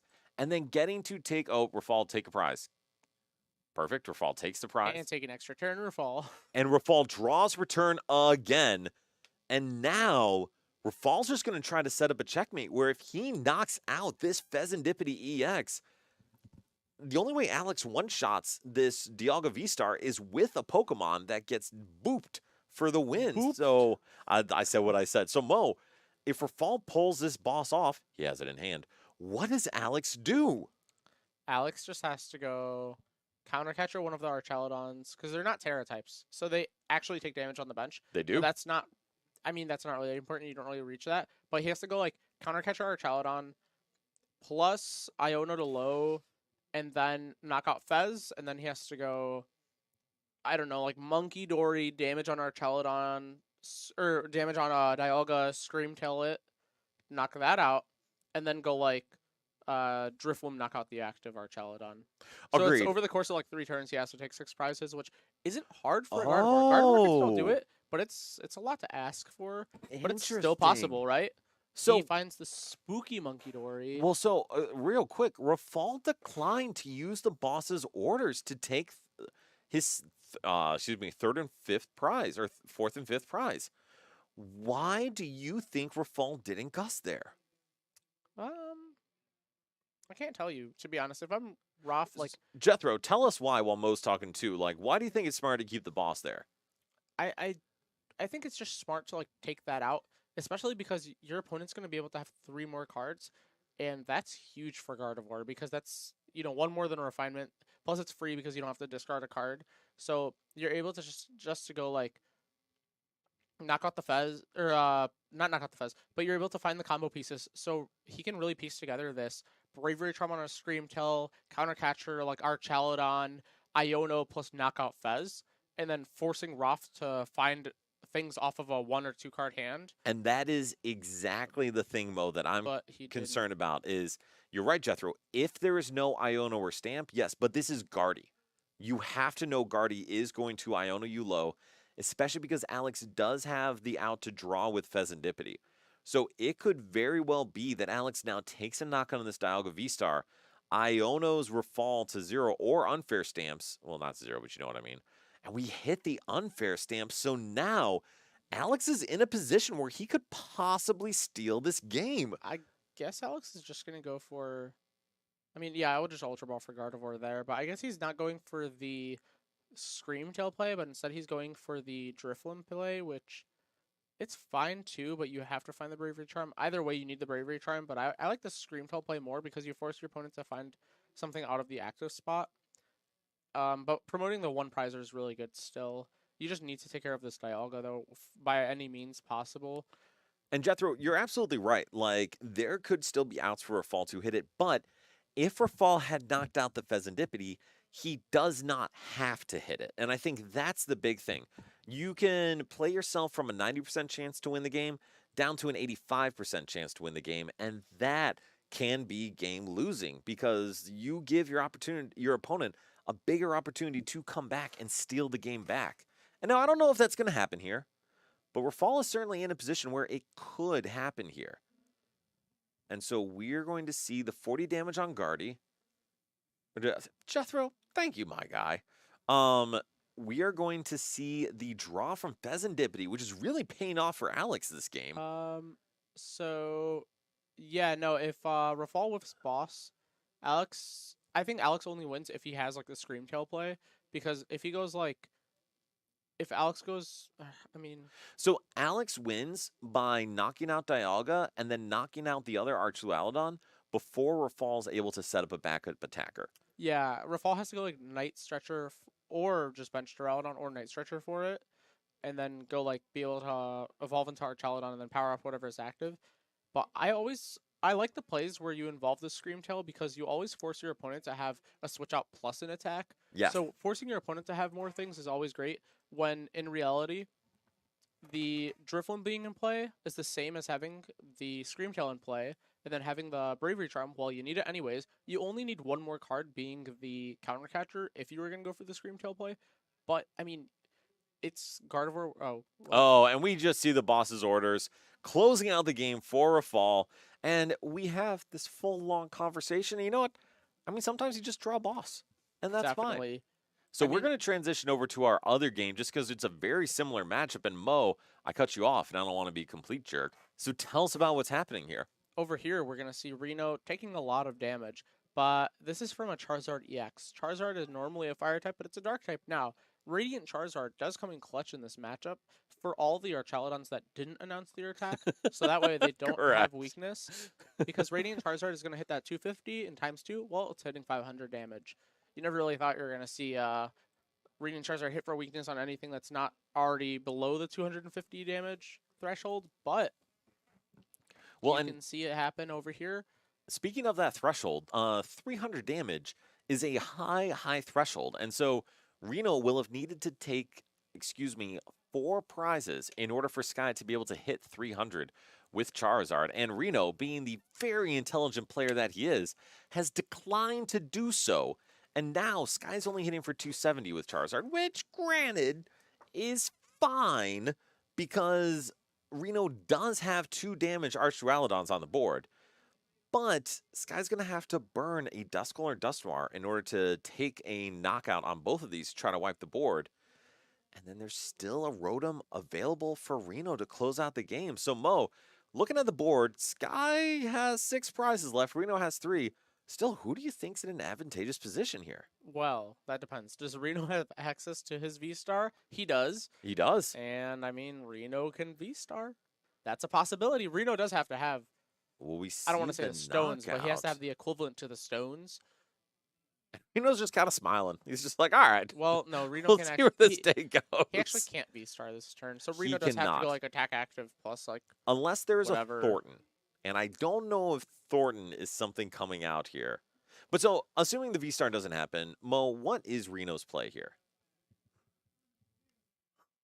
Okay, sorry. I have to yawn. Nope, you're good. Not because the game is boring, but because I woke up at, like, 4:30 this morning. That reasonable. So we are going to see I think Reno use the, well, Reno might actually just not really have it here because if Sky has, what, 12 cards in hand, so Sky can go, like, Rare Candy, Dusknoir, even... Yeah, it has to be Rare Candy Dusknoir because that's 210 damage. So the Dusclops won't get there. But if you go Rare Candy Dusknoir, you pop it, you pop the benched Pokemon, then yes, like you said, Jethro style, the Briar does come up in play. So as long as you go Rare Candy Dusknoir, not only do you increase your damage cap, but you force your opponent to take a prize card. They go down to 2, so you do more damage, and Briar turns on, so then you take 3 prize cards. and so I think, though, if Because Reno plays this well, Sky only has Reno can play around left? Briar here. And so, you're right, Sky does have 4 left. So Thank you. yeah, then that's So- how it wins the game. Yeah, Reno can play around Briar here by gusting up this Rotom or the Duskull. Okay, Reno, you nice with it, Reno. So going down to 2 prizes means if Sky uses Duskull to take a prize and give up a prize, she can no longer use Briar. And Reno, again, statistically significantly more IQ points than I have, makes an excellent play here to put himself in a position to close out the game. Wait, if you're Reno, don't you just attack with the Rotom? Or attack the Rotom? So then you go down to 1, Briar doesn't turn on, you and Dusknoir could. doesn't become a card. You're So then your opponent can't Dusknoir to the bench and attack the active? well, that would be smart. Yeah, I actually do agree with that because it does Okay. turn off Duskull, but you Yeah, would, Rotom is better Arctic Ice Sky. yeah, but you would have to then Thornton. And so I think either way is fine. I think what Reno's trying to do is prevent Sky from Ionoing him to low, since he probably has a pretty solid hand since it's been built up over time. So by taking this 1 knockout, avoiding the Briar turn, and then setting himself up to have either a V-Star or a big knockout next turn, he could still be in an okay position. But But- you're right. But with Thornton Countercatcher, You just counter catch up the Dialga V-Star and then knock it out, or I mean the active. It doesn't really You, matter. yeah, You you go don't Thornton, even need Dusknoir. the Gust if you have Thornton. Yeah, so like I mean, Sky does have 12 cards in hand. I would have liked to seen the Rotom play, to be honest, and like I think the reason for that. Oh, top deck Thornton, sick. Wow, that's The queen of top decks. not great for Reno. Now, granted, we still have Pidgeot EX, but still, that is Yeah, I think Sky's just making brutal. sure they have all the cards because they're gonna go rare candy. I don't think they really have to do that because they have Dusknoir in hand, right? Thornton into Duskull, rare candy Dusknoir, pop the bench, knock out the active. Yep. And There then it go is. in and knock out the active. So, Yes. What's the reason for like why we would like to see the knockout on the Rotom maybe then? Like what would have happened from there, Dan? So if we take the knockout on Rotom, we do go down to one prize remaining, and that basically says that Sky is unable to use Dusknoir to close out the game, and Sky would just have to attack twice.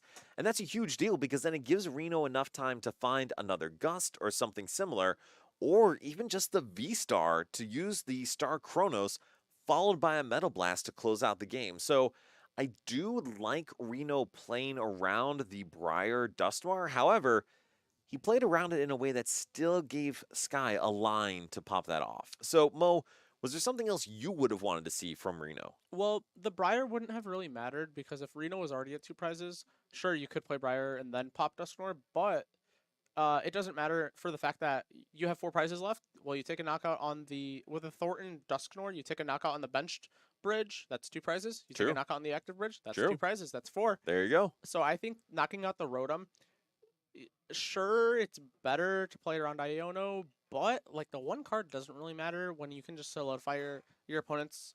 You're gonna have one more turn because your opponent has to play fair Pokemon per se because they can't use Dusknoir. Otherwise, they would give you the game.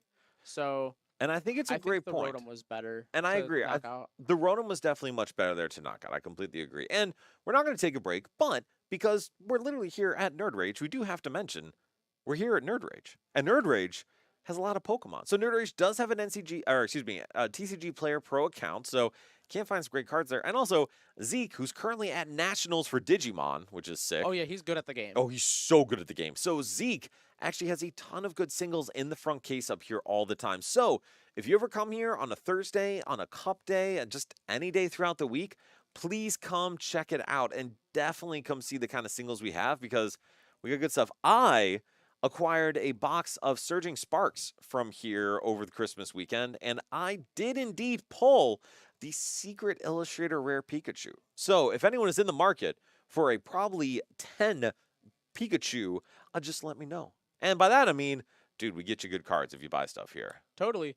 In addition to that, we do have some graded cards, some slabs. Yes. But do we only have newer cards, or do we have some things that might tickle the fancy of some retro gamers? I will be tickling nothing, but yes, we do have some Well. older cards here, and they're great, and just no tickling. It's an expression. It's an expression. Jethro, I will absolutely do so for if you give me back a few $100s. But anyway, going Yeah, back to easy- the actual easy exchange. plain Pokemon, Well, I want to say that we do have a Gold Star Alakazam in the case. Get it while it lasts. we do. That it is actually beautiful. So I do want to throw up just Ancient very briefly here, and then I'm actually going to hand it off to Rafal for Thank a little God. bit to talk about. I hate this deck.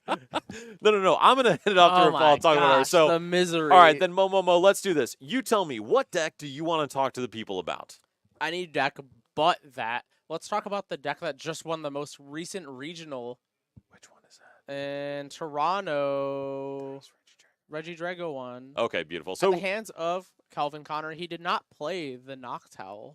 he did not. And This is missing the fiend, dude. we did also see a Swinging Fiend for win. So Rafal, what's up? Oh, I'm getting. Yeah, I'm gonna hand this to you for a little bit. Talk a bit about Swinging Fiend and how good it is. Mostly because I need some water. Yeah, Ruff is going to talk about the cards that we would cut to fit this fiend. The Noctowl line. The Noctowl line. Why do now- you say that, Rafal? Because that's what he did. Now for something more interesting. Did you know that every Stellar Terra Pokemon's second attack, the ones that are multi-type, are named after a gem that is the color of that Pokemon? Sphene is a brown gem that is the color of Executor. Did you know that? No, I did not know that.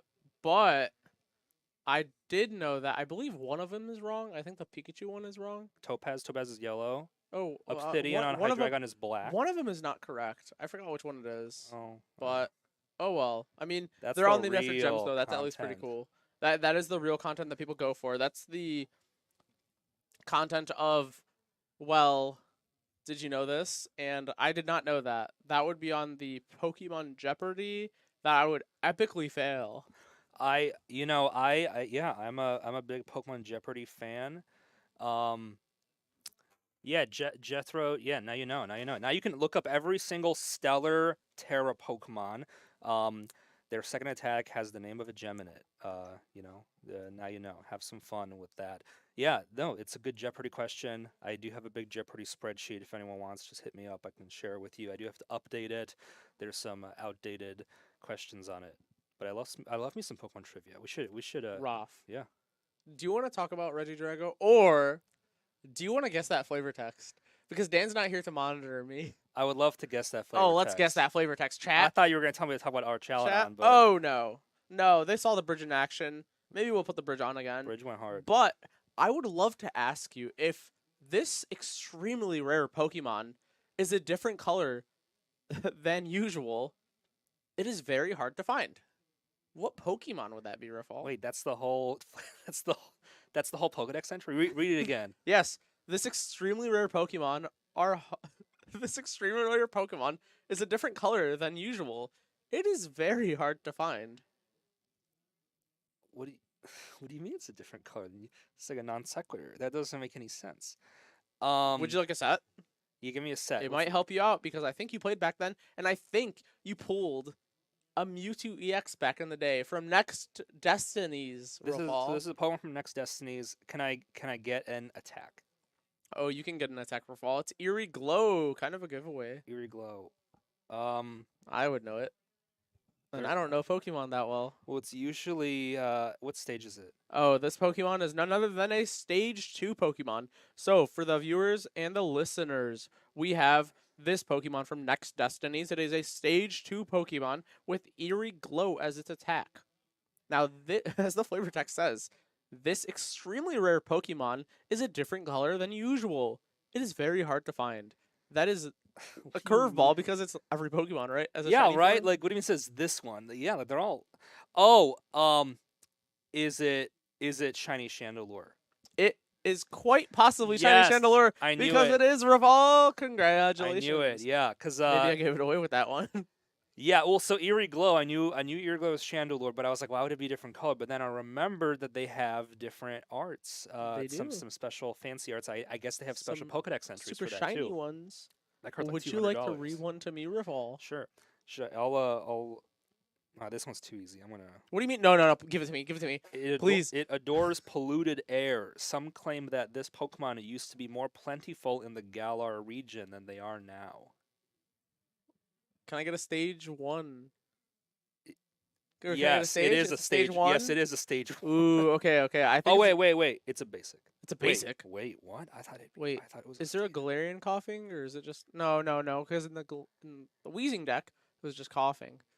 It adores polluted air. Some claim that blank used to be more plentiful in the Galar region than they are now. Can I get an attack? It's probably like Smog, right? It is literally Smog. Oh my gosh, dude! I also thought this What was set is this Weezing. from? This will help me. Crown Zenith. Crown Zenith. What? Oh, was this the one that had the coughing reprint? I think it was the one that had. No, that was Oh man, Shiny Fates had the coughing reprint with the Galarian Weezing, the shiny one, and then it had shiny coughing. It was more plentiful in the Galar region, but it likes polluted air.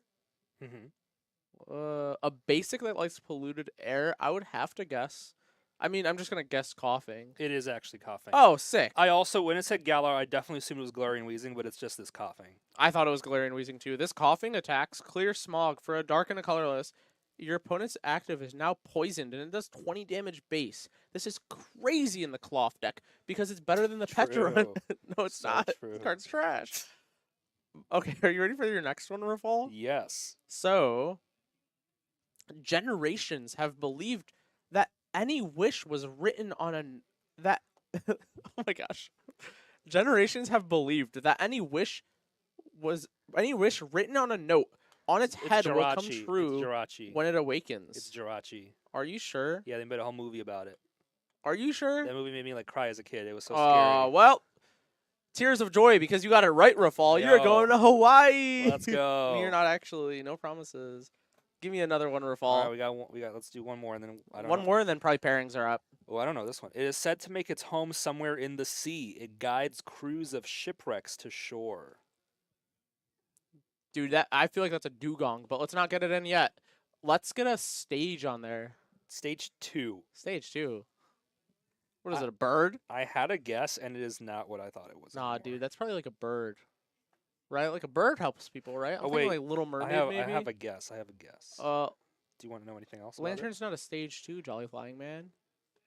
I forgot Lantern was a Pokemon for a sec. It? It's said to make its home in the sea. It guides crews of shipwrecks to shore. Let's go attack name. The attack is called Mock Press, Mock Press. Yo, Corviknight could do that. and it's from Roaring Skies. Roaring Skies? No, Latias is not that. All right, Salamence, I'm going in. It's Dragonite. Dragonite? Dude, I couldn't get that. I thought Corviknight because Corviknight, like, I don't know. I was thinking, like, You mean Corviknight VMAX, the best VMAX of all time? Yeah, and we have Kevin, Reno, and Dan in the same room, and they all give each other a high five and a hug. We do, actually. It's great. You're on 2, yeah. Whatever. You're playing against Alec. All right. Anyway, So, guys. yeah, no, it's not Dragonite. We were doing guess that flavor text because Oh, you can nice. only look at not Dragonbolt. You can only look at Regidrago. Regidrago enough times and talk about it. The Swinging Fiend is also the coolest attack ever, right? But you can only talk about it enough times That is very before true. you go mad. Snorlax VMAX is cool, and speaking of a VMAX, we have none in play. But actually we have do none. have Snorlax versus Archelodon, the bridge. I'm just calling it Bridge EX because I've already forgotten how to spell. But we have 2 actually very interesting matchups for you. So we are going to go with Rafal as our kind of closer at 3-0 second because our other matchup here is a pretty interesting one where we have Leo playing a really interesting deck that we just talked about, Palkia Noctowl. And then against Alex, who is playing another very interesting deck in Roaring Moon. And because we haven't had these 2 up here yet, and I think they're pretty neat, we figured this would be a good one to show to kind of close out today. So, as you know, we have 4 rounds here at Nerd Rage Locals. Would love to have more, but homie's got to go to work in the morning. So, we're going to show you guys at least a couple good games to close it out. So, Mo, tell us a bit about Palkia Noctowl, because we've talked about this deck a bit today. Let me just turn into Ryan Prusek real quick and talk about Palkia Noctowl. There you go, He yes. loves that deck. He thinks does. that deck is bonkers. If he went to Toronto, he would have played it. And if I played in Toronto, I wouldn't have played that deck because I might not be the biggest fan of that deck, but because I always have other decks that I would rather play. But I think that deck is pretty nuts. You just have the ability to attack with your water Pokemon, your normal Pokemon, and why is that? Maybe because Palkia's V-Star attack is crazy. It is. Star Portal accelerates 3 energy from the discard pile to your water Pokemon anyway, like. Or maybe the fact that Glass Trumpet says if you have a Terra Pokemon in play, you attach 1 energy to 2 Pokemon, 2 energy, 1 of each to one normal Pokemon on bench or something Colorless, like that. but yes. Colorless, As whatever. long as you have a Terra Pokemon in play, you can use it. Mo, do you want to let them know we can get going whenever they're good? And so, kind of like Mo was saying, this Palkia list is really interesting. It is very strong. And to be honest, it probably has a pretty good matchup start. into Roaring Moon. But I'm fascinated to see if Alex can just pop off and run them over. And so, Palkia does get to go first, which it wants to do so. We start with a Hoot Hoot, which is pretty good. Hoot hoot. And now we're going to just see, I believe, that Fan Rotom, Radiant Greninja, and then and that is a Rapska. What is Yo, the that? Rapska. Mo, tell the people at home, what does the Rapska do? Rapska evolves from Blipbug. Wait. No. That's the Volibee. Oh, yeah, that Volbeat is crazy. Oh, okay, so Mo, this is tell us just about the Volbeat. The Jet Palkia list then. So turn 1, they want to go into Volbeat or Illumius, one of them, because one of them says turn 1 you can call for family, you can grab 2 basic Pokemon from your deck and put them on your bench. The other one says on your first turn going second, you can just shuffle Pokemon back into your opponent's deck I think for a colorless. I So think a Lumize is the one that lets you do that. And yes, Jolly. To be honest, I don't know if I could tell the two apart. Please don't fail. is Judge me. that in... No, that's the Rotom for those Pokemon. I was like, Yes. dude, is that an Ultra Ball double Noctowl? That sucks. But it wasn't because it was just the Rotom fan call ability to grab those Pokemon. But the Yes, you can use the Bug attack only if you go second for a called for the Lumize. family. Yes, and then for the Volbeat, which The by the way, Volbeat says on your second turn, on your first no, turn going if second. if you go first, you can use this attack during your first turn.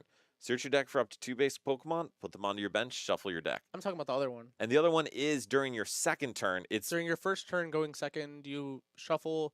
I think it's like shuffle one of your opponent's benched Pokemon back into their deck. correct, and all So attached it's cards. really good versus like Regidrago, where they go like turn one energy switch, attach fire energy, and you're like, haha, get that energy switch out of here. Oh, you prized one? Well, you only have 2 left, or you could V-Star for them. And that's kind of what it was there for. I know some of the European players actually brought that into existence. And I mean, I it's a couldn't tell you great which ones. inclusion. I know some of them played it. I know Christian Fontano was a fan of it. And the whole idea with that is to be able to do something interesting on a turn when you typically cannot attack. And Jethro, I will let him know you are interested and see if he's willing to post it. So this 60 should be on. I believe it's on Limitless from Yes. one of the European players. if he has taken that exact 60, then yes. Yes. All right, so going back to the turn, we do have Alex getting the dark energy down. We are using another earthen vessel to keep digging into the deck. So for Alex, Mo, let me ask here. I think the game plan's pretty straightforward. It's just 2-2-2 or 1-2-2-1 before Leonidas is able to take all of his prizes. Yeah, there's not going to be any Destiny shenanigans, so you just know your opponent's attacking your active and you're attacking your opponent's active. I do think that Alex has the advantage to where they don't have to play any 2 prizers down, but Leo has to play these 2 prizers down. They already benched the Palkia, they benched the Terapagos, so they know that in order for their Noctowl to work, they need the Terapagos in play. And why, if you're already benching one 2 prizer, you might as well bench the other one that's pretty powerful. Jolly, That also is has a lot of HP too. it does. And Jolly, that is a great question. I don't know if Alex does play water. I imagine Alex would have put them down by now, but it looks like we are playing just a more pure Turbo Roaring Moon. If And it's the Turbo Roaring Moon, then you're probably going. You might play that saucy stuff of the Scramble Switch plus the Waters, but I feel Man, like Alex that is is going straight soft. consistency or absolute madness and going for that water energy. But we'll find out. I mean, with some with some draws off the Sada and other things, we'll find out if there's any water energies in the deck, and then we'll know how mad this is. And I don't think it's that mad. It seems pretty boring, honestly. But this hand is also pretty boring, which is not great for Alex, because we do have a knockout on this, Volbeat, but I don't know how much Alex cares, because right now Alex does not have much else going on. And so we do see we're doing 100 damage, which is plenty. We're going to have to figure out how to stream attackers next turn. You can Since Squawk. we can squawk, but I don't think Alex wants to squawk. Is it worth it? It's not. I think Alex is weighing it out and saying, I want to keep my bird in my hand. I think that is completely accurate. But so mostly, Alex is saying that my game plan is going to be to only go into 2 prizers when it's advantageous for me to do so. And so with Leonidas taking a knockout likely on this baby Roaring Moon, that's not going to do a ton for him because Alex can just go down to 2 prizes or 4 prizes remaining himself, let Leonidas do the same, and then go 2-2. And that way it prevents Leonidas from trying to sneak a Briar turnout, something like that, and lets him stay ahead in the prize trade. And they are probably okay with Leonidas taking a knockout, but man, they probably wanted to bench a Roaring Moon again. I know it's not really relevant, but I know when Leo was looking through their deck, I saw TM Devolution, and I'm like, that's pretty sick. That is Because saucy. you just catch people off guard. Yeah. You get Radiant Greninja to 2 Pokemon, like maybe the Charizard in the active spot and a Pidgeot on bench, and then TM Devo both of them and knock them both out. Yeah. Taking 2 prizes, but also crippling your opponent's board. But we're going to see what's happening over here. I think with the Pheasantipity, you're really, just drawing 3 cards, acquiring 3, and then seeing what do I need to tutor out of my deck and search out with the Noctowl's Jewel Seeker ability, because you have 2 of them because you fan called for who Noctowl. Yep. So you're just seeing what cards you want to hand pick from your deck and really get your engine going. Absolutely. And I think that's why it's so powerful to be able to just go search 2 cards where Fall had already brought up Drizzile from the Inteleon, which Palkia Inteleon, best deck in format for a while. And so Leonidas getting that Earthen Vessel out, and getting, I believe it was a Nest Ball, and then now using that Earthen Vessel to get rid of an Area 0, get some energy out. And I think he's just going to want to start to play the game here. Use Radiant Greninja to draw, because right now he does not have an attack without using Palkia's Star Portal ability. And Yeah, so, do you think there's anything special that Leonidas is going to try to do here outside of just go for that attack? we might see like a Glass Trumpet plus Energy Switch plus Attach for turn. I don't know how much I like that. Maybe just the natural V-Star attached to the Palkia and Swing might be better, but I would at least like to see your options. I would at least like the Radiant Greninja draw and then see if you hit the cards if you do play them. But we're also seeing a possible Oh, we see ooh, a judge judge. really hindering your opponent's setup and saying, I wouldn't do this every game. That's not my game plan. But for the fact that you have no other Roaring Moon in play, Yeah. yeah, maybe I'll shuffle your hand into your deck and draw 4 cards. Well, I think a judge is really powerful here because exactly like you said, Mo, Alex does not have an attacker set up. So Leonidas may be saying, all right, I have an opportunity here to steal 2 turns back and just say, Alex, you're going to brick off this judge and not be able to do enough. Yeah, I'm attacking with my 2 prizer and tier 1 prizer, but you also have 2 Pokemon in play. Right. Meanwhile, I have 6 in play. So who's really at the disadvantageous position? But 4 cards is not terrible. Great We use could of big see- words, Mo, by the way. Very Yeah. impressed with that. Oh, do we have a Glass Trumpet and a Jet Energy? Ooh, Well, we have a Noctowl. Unfortunately. the V-Star Oh, is and we used. do go for the Star Portal here. And that's definitely going to be enough to knock out that Roaring Moon. I So, think it's just hitting the number of 200. which, is enough. It hits 130. And funny enough, that would be the number you would have to hit if there was an Ancient Booster Capsule on the active. Absolutely. Which, like, you never really think about, but it's things that could come up. You always just have to remember your math, make sure you're not short on it. And Alex right here has to remember their math when they count the ancient cards in the discard pile versus the Pokemon, or versus the math that they're swinging with the Roaring Moon's attack, the Vengeance Fletching. Yes. And so we do see a Pokestop come down, which Leonidas not too perturbed. Yeah, get But- rid of that Noctowl. Get it out Exactly. of here. But Alex is going to be able to play the game. Oh, we see Squawk go away. Thank goodness. He doesn't want to see that. And so now they have a chance to actually do something real cool if they have an out for an ancient Pokemon, which I think that's a Pheasant Hand. I think I there hope is it's a Pheasant Pheasant Hand and not a Pecharunt, because if that's a Pecharunt, you're kind of... It's a shot in the dark to even bench it. But I think that's a patch, dude. So if Alex does have the Fez available, I actually would say there is not too much of a downside now to benching it because Alex is on odd prizes. And so if Alex is able to take a 1 or 2 prize knockout here, they are still going to be ahead of the prize trade. If Alex does not take a knockout here, okay, then they're cooked. Oh, and we get rid of the Ultra Ball. Mo, Okay. help me with that. Okay, well, I know there's ears anywhere. That's a Pecharunt in the hand. So I would have liked... I mean, maybe you just don't have enough cards. I think Alex Because may be you wanna relying keep on the the Ultra Pecharunt Ball. to move it to the active. But you want to keep the Ultra Ball, so that way you can Ultra Ball for a Pokemon that's an ancient Pokemon, and then bench it, and then off the Pokegear, you just have to hit Sada. Then Sada, attach to that Pokemon, bring it to the active spot with the Pecharunt. So maybe I would have gotten rid of, like, I think that's a Judge in the hand too. Like, maybe get rid of the Judge, because you're telling yourself you just have to hit the Sada. Let's see what these 2 are. It's a huge 2 cards. We hit another Pokestop. Pokestop, and... I can't really It might have tell. been another Ultra Ball, or it might have been... Well, so now this is where it's tough because Alex currently doesn't have anything that can knock out this Palkia. It looks like that is a Judge. So, oh man, Bench the... you just have to... I think you maybe- have to bench yeah, the you just have, Pecharunt. you have to. If that was a Fez, though, that would have been so nice, but... So the one good we're seeing thing the Judge is being played. because Leonidas does not have a Hoot Hoot on the board, he has no way to search his deck with any board-based draw. Now, he can Pokestop or something like that, but so in order to hit a Gust on the Pecharunt, Leonidas is just going to have to raw draw it. He is also down multiple Area 0, so there's less of an opportunity to put an Area 0 down and then put an Iron Bundle on the board. So Alex is still in an okay spot here. It's all going to come down to whether or not they draw Pokemon they can use to attack. And so, Mo, what does Alex want to see? Alex just needs to see basic Pokemon, please. And we have that in the form of an Ultra Ball, but then you're losing like most of your hand.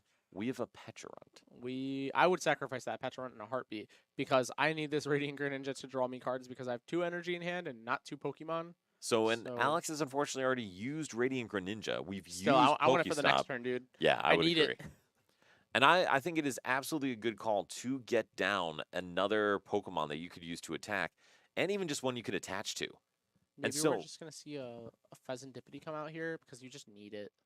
I actually would agree with that too. And yes, we are going to see the Pheasantipity come down.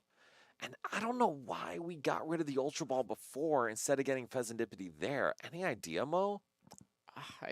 I really just wanted to see an Ultra Ball away, maybe the Judge or something else for a Pokemon or for a Fez, because you just need to give yourself the most amount, the biggest chance of drawing into basics, or maybe a Sada. You're not going to take a KO this turn unless it's with the Roaring Moon, but you didn't even give yourself that chance. Well, and we also drew into 2 Pokestop off the Pheasantipity, which is Yikes. brutal. And we just see a pass over to Leonidas. So now the question is, does Leonidas have a way to gust and to take a 2-prize knockout here? Yeah, there's not going to be a bench spot open for the Iron Bundle if that's being played in the deck, unless there's the Area 0 underlaps, which is in hand. Well, we do see it, and we have an Ultra Ball, and we have a Hoot. Okay, that is a hand by Leonidas. If there's a fish in the deck, I would maybe like to see a fish. Ultra Ball for a fish. I don't think there would be one, but yeah, there's just going to be the knockout with the Palkia. So that's pretty solid. You're benching that. You have an Ultra Ball follow-up. Your opponent doesn't know that you have an Ultra Ball. They probably assume, like, you don't because you have, what, a 3-card hand?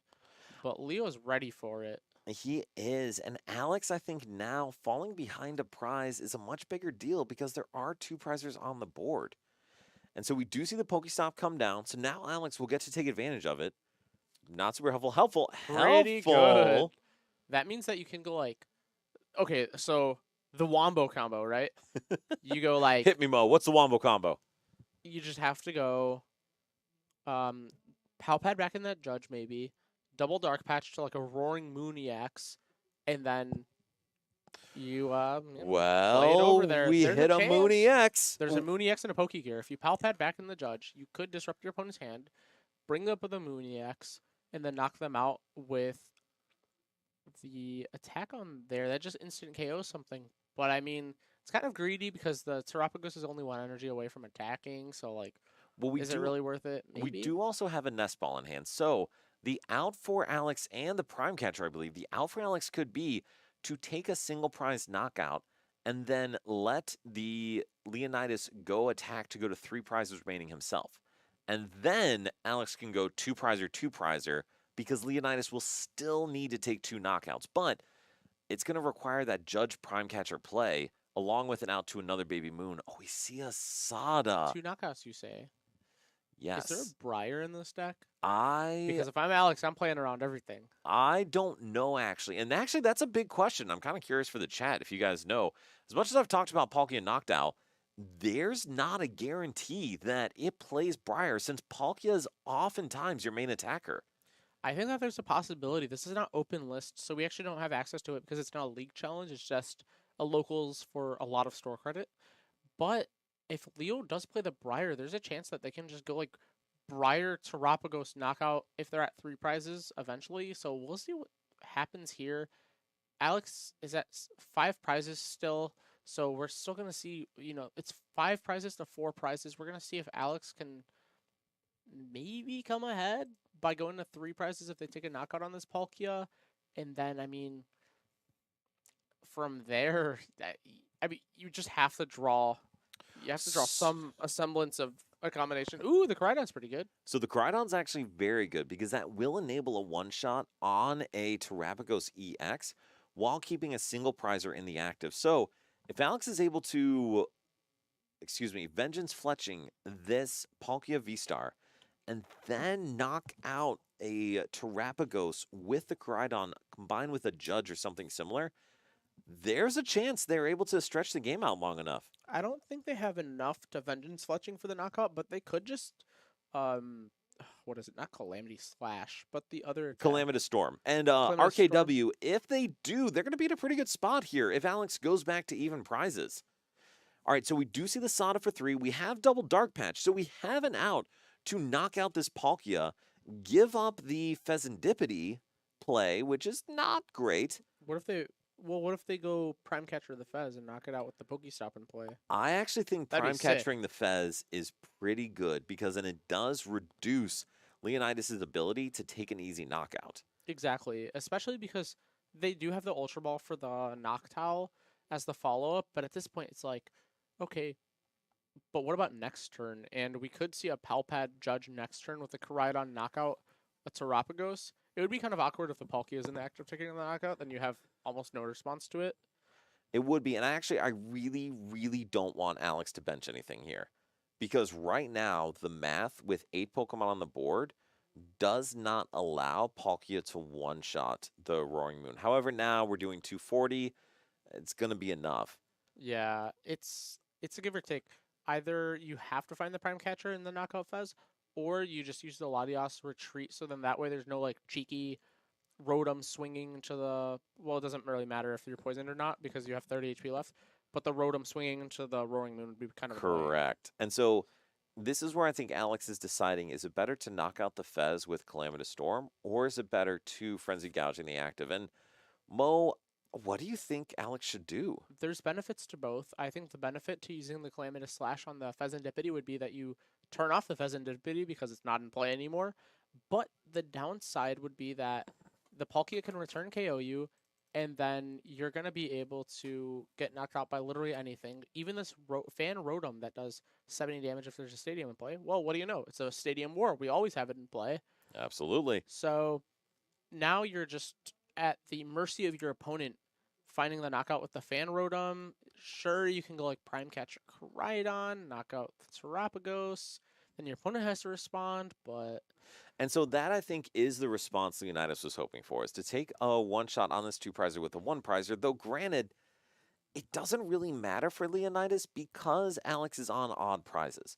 So Alex needs to take 2 knockouts regardless. Leonidas also needs to take 2 knockouts, but he's going to be able to take 1 now. So now for Alex, the really, really tough part is going to be how do they take 2 prizes and then prevent Leonidas from being able to take 2 in return? And I do not know on the color, but I would certainly ask because it is very pretty. And Drethro, yes, it looks like Rotom KOing Moon is definitely the move here. What does not seem like the move... Oh, we see an Eerie. Eerie. An Eerie play to just discard all of the cards. Oh, and an Iono. What is this? Control Palkia? We are playing Eerie, and Oh my gosh. holy... Yeah, let me get rid of that Prime Catcher. Let me get rid of that, anything else. Let me get rid of that Palpad. That is Dark Patch brutal. Prime Catcher seems like it goes, but oh my goodness, because that's really rough. Wow. And I don't know how you don't just get rid of everything. Okay, that's a card I'm not playing around. I'm playing around in 2025. Wait, did he the only first get, Eerie of 2025. did he only get rid of 2? I thought Eerie says as many. No, that's the new Rotom that came out. Oh, Eerie's just 2? If Eerie said as many as you want. Yeah, Lax okay. would be actually like broken, which it already is because it's on the other screen. But wow, that is brutal. I play around Briar for the most part. I would try to as much as possible. I don't play around Eerie. If my opponent has Eerie in their deck, hey, you got it. I don't know what to say. So we do see, and what a clutch draw. The only downside is, now how do you disrupt? Because we're going to be able to knock out that Terapagos or knock out that Pheasantipity, but really all Leonidas is going to need is an out to draw Pokemon.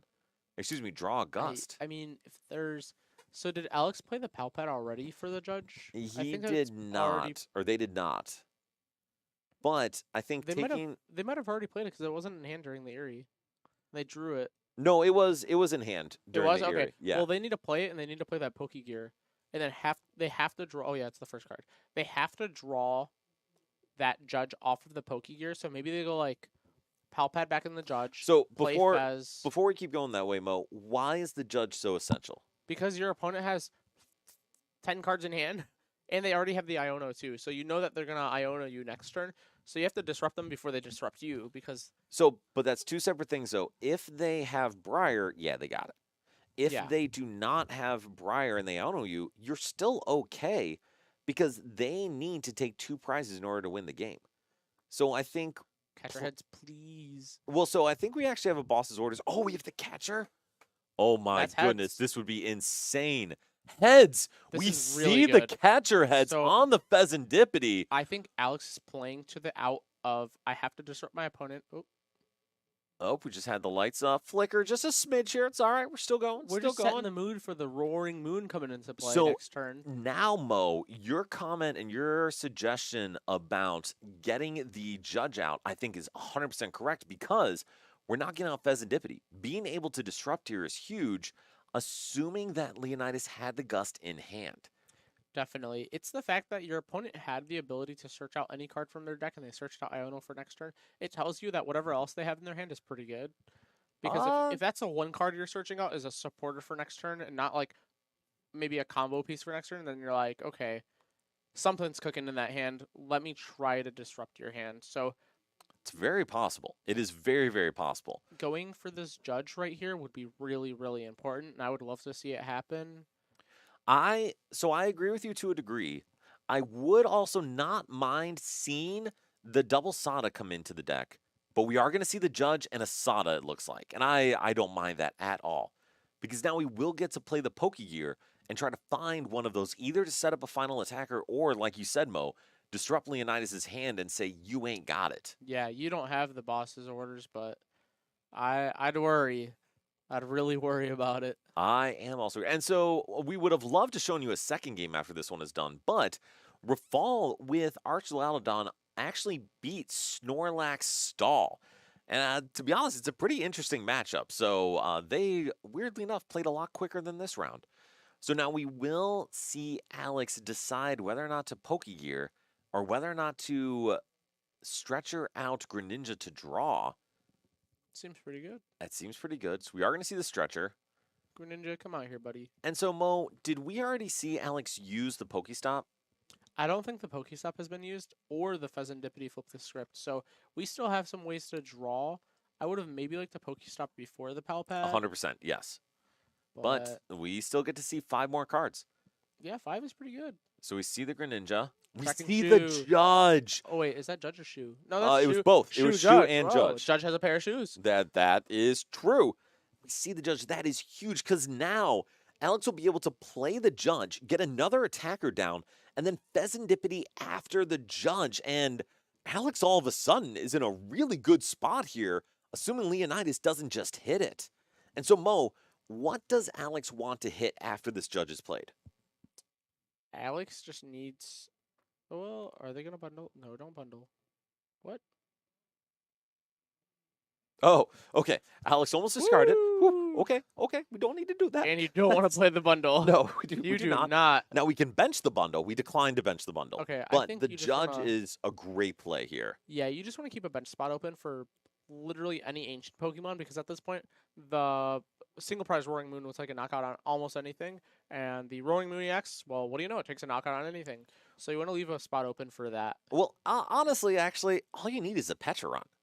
Because with 4 prizes down for Leonidas, Alex is going to hit for 240 with the Pecharon. And if Leonidas does knock out this Koraidon, Pecharon's hitting 300, But you which need a knocks dark- out everything. You need a dark patch on it though, so as long as you find the dark patch, it's pretty good. Ooh, we have the boss, but I don't think we have enough Pokemon on the board to close out the game.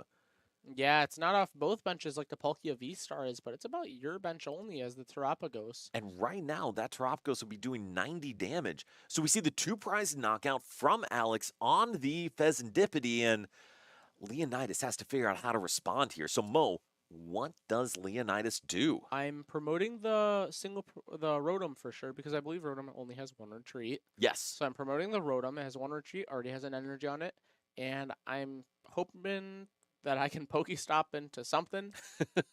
Yes, Well, definitely. you want to Pokestop into like Night Stretcher, Nest Ball, Buddy Poffin, maybe, right? And then like So there is a Night Buddy Stretcher. Poffin in hand. Oh, then yeah, Night Stretcher, Super Rod, Area 0 maybe, and then you like Night Stretcher for the Fez, draw some cards, or well, maybe not that order, but basically you want to fill your bench Oh. up with Pokemon. We go into Terrapagos. We see a Nest Ball. No Night Stretcher. We see Buddy Poffin. And so here's the tricky part. We are going to need to see an Area 0 come down, and then a Gust on one of those bench Pokemon. A Spiritomb is interesting. I guess it's just for the Charizard matchup if you Yeah. don't feel so sure of it. And The Lugia, matchup if anyone is plays really Lugia. rough Yes. for Palkia. All right, so then we do see the Spiritomb come down, is trying to fill that board. We have an Iono in hand, which will certainly help disrupt and make things a little harder for Alex. But if Leonidas takes a knockout, that Pheasantipity will let Alex draw probably enough cards to close out the game. Yeah, because if you're able to get a knockout on the Fez, then I mean you win the game anyways. Ooh, Ooh, we that's see good. Prime Catcher. Okay, so Prime is a pretty good card. we're getting close because we can Prime Catcher into that Rotom. Prime Catcher up the Pecharunt, I believe. All right, discarding Nest Ball because you have the Palkia in hand. I think that's pretty good. You don't. Where's the Greninja, man? That's what I'm Is that in the wondering. prize cards? It must be because we haven't seen it all game. And obviously, getting rid of the Nest Ball, we clearly don't have it in deck. Yeah, it was the option. Leo could have discarded the discarded the Nest Ball or the Palkia V, but then they figured, okay, I'll just get rid of the Nest Ball because the Palkia V is already in hand. I don't know if I have any basics in deck left. So you want to guarantee that you just have another basic to bench. Well, and to be fair, they should know if there are any basics in deck. Because this is the stuff we got to track. Guys, when you're planning this out and mapping out your turn, you have to know exactly what your outs are in deck, in your hand, and then what is prize. So we do see Leonidas go into the Terrapagos and get ready to put up the Pecharunt. And now we're going to see the Iono to 1. And so, Swinging for Mo, what does Leonidas have to hit off of these two cards? they just need Stadium plus one basic or two basic Pokemon. Stadium, two basic Pokemon, and they're We see a Boss's Just Orders and a swinging. Jet Energy. all right. Swinging for 150. Use the big So, dice. No. We now need to see for Alex a Roaring Moon, a Dark Patch Attach, and a Switch. Just something to get an Big dice. attacker into the active. Big dice. So, Alex, 2 cards in hand, trying to think through how do I win this game. And Leonidas has a Boss's Orders in hand, so he will be able to close out the game. Oh, big dice, perfect. Good call. So So Alex is in a tough spot, and we can't see what's in Alex's hand, although I would really like them to show us. yeah, I would love to see what's in that hand because that would let us talk about it. And the big A deal Blood for Moon would Leo, have been game. That's true, but That a Blood is Moon. true. I don't think the Blood Moon is played in this deck. Leo did play Pokestop.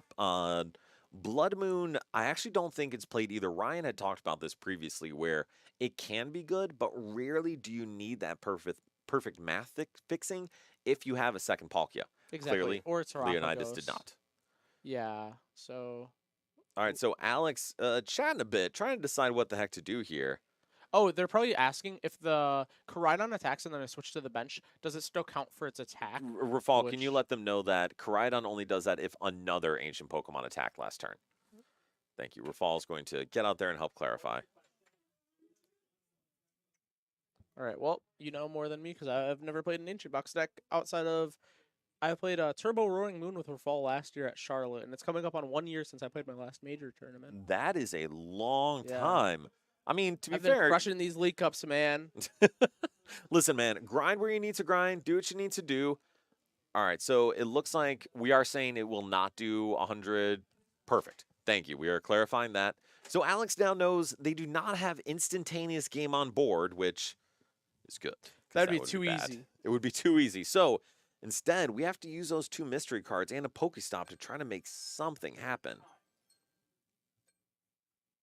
And right. current player is turn 0. So we look at Alex's turn 0. It doesn't really matter. Oh, we But see this the is huge. Pokegear.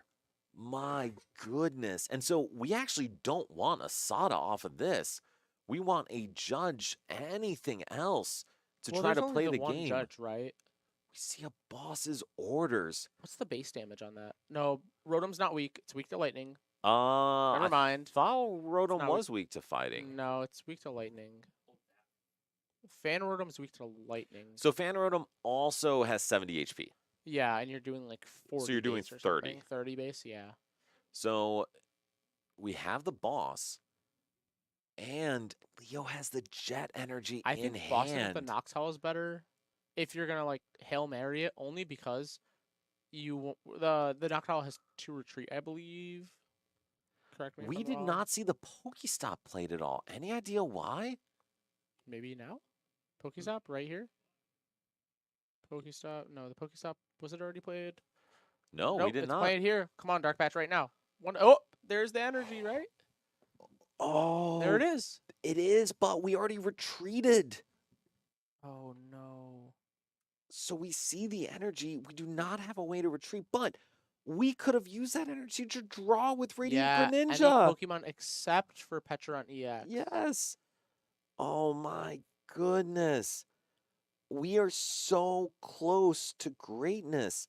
But with that free retreat, we are no longer in a way. And so, ladies and gentlemen, if you're ever curious about sequencing, this is why it's so important.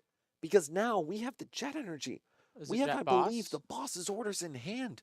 We are so close to closing out this game. Research. Oh, is it a research? Ooh. All right, ladies and gentlemen, this is less dramatic than I made it out to be. Okay. We are not that close to closing out the game. There was a retreat, or not retreat, a resistance on the Spiritomb. There's a Buddy Puffin that doesn't really matter. We're gonna see like what, a research deck out? Maybe. All right, we're gonna go into the Rotom, and I don't know if we're gonna see the research. 5, 6, 7. I don't think any of those close out the game. There's no bundle available. No way to push that Petron into the active. Did Alex find a way to steal this game back? Alex, you dog. Wow. Alex really just playing to their outs. Although they couldn't attack Yep, last turn. and Oh, Leonidas scoops it up. Alex takes the win with that Petron having guaranteed knockout on anything on Leonidas' board. And wow, what a game to close this series out. Mo, looking at that game, what are your thoughts on Roaring Moon closing it out? Well, that was a $20 boss's order.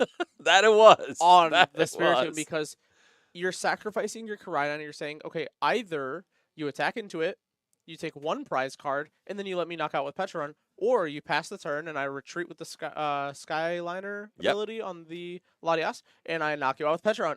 Absolutely. And I think that was brilliant gameplay. There might have been a couple unfortunate draws on both sides. There might have been a couple things that were really fortunate on both sides, but that judge coming in, putting in that work, because when your opponent doesn't have Hoot Hoot in play, they can't evolve it to Noctowl because it needs to stay in play for a turn. So I think that was a really slept on part. But that Eerie also, dude, that Eerie was brutal. But to your point, Mo, and that is, I think, where skill kind of plays itself out, is when you are playing in a game where things are not going well, where it is complicated, where things are a mess. That's where you can demonstrate, hey, here's how I pull myself out of a bad situation and put myself in a position to win, maybe in a better way than your opponent can. So, Mo, any last thoughts before we call it a day here on the stream? It was a fantastic time. Dan, it's going to be I'm going to miss you. I'm going to miss you too, man. Can't wait to see you with your new baby boy, Giratina V-Star. And I cannot wait to actually meet your baby and hear about what their name actually is. It's not Giratina Yes, to V-Star. be clear, I am not naming my child Tina. No, absolutely Tina, not. It's Giratina V-Star. That's actually the full name. I'm literally going to call your kid Giratina. That's fine. First name Giratina, middle name V-Star Hugar. That's fine. And Giratina, Jethro, Hugar. Thank you very much for hanging out. All of you guys, thank you so much for hanging out. Like we mentioned, we are here at Nerd Rage Gaming. We are here at Locals every Thursday, challenge once a month, and we have our cup once a quarter too. And one last thing to note, because Mo, you've been talking about this, we've been talking about this. We will have another charity event coming up in a couple months, likely to be another challenge, likely to be against a team of very, very good players. And you might have seen one of them today. It's very possible. There's a very possible chance. So we're going to try to do some good for the world again with Pokemon. So we'd love to have you all come out for that. But until then, thank you very much for being here tonight.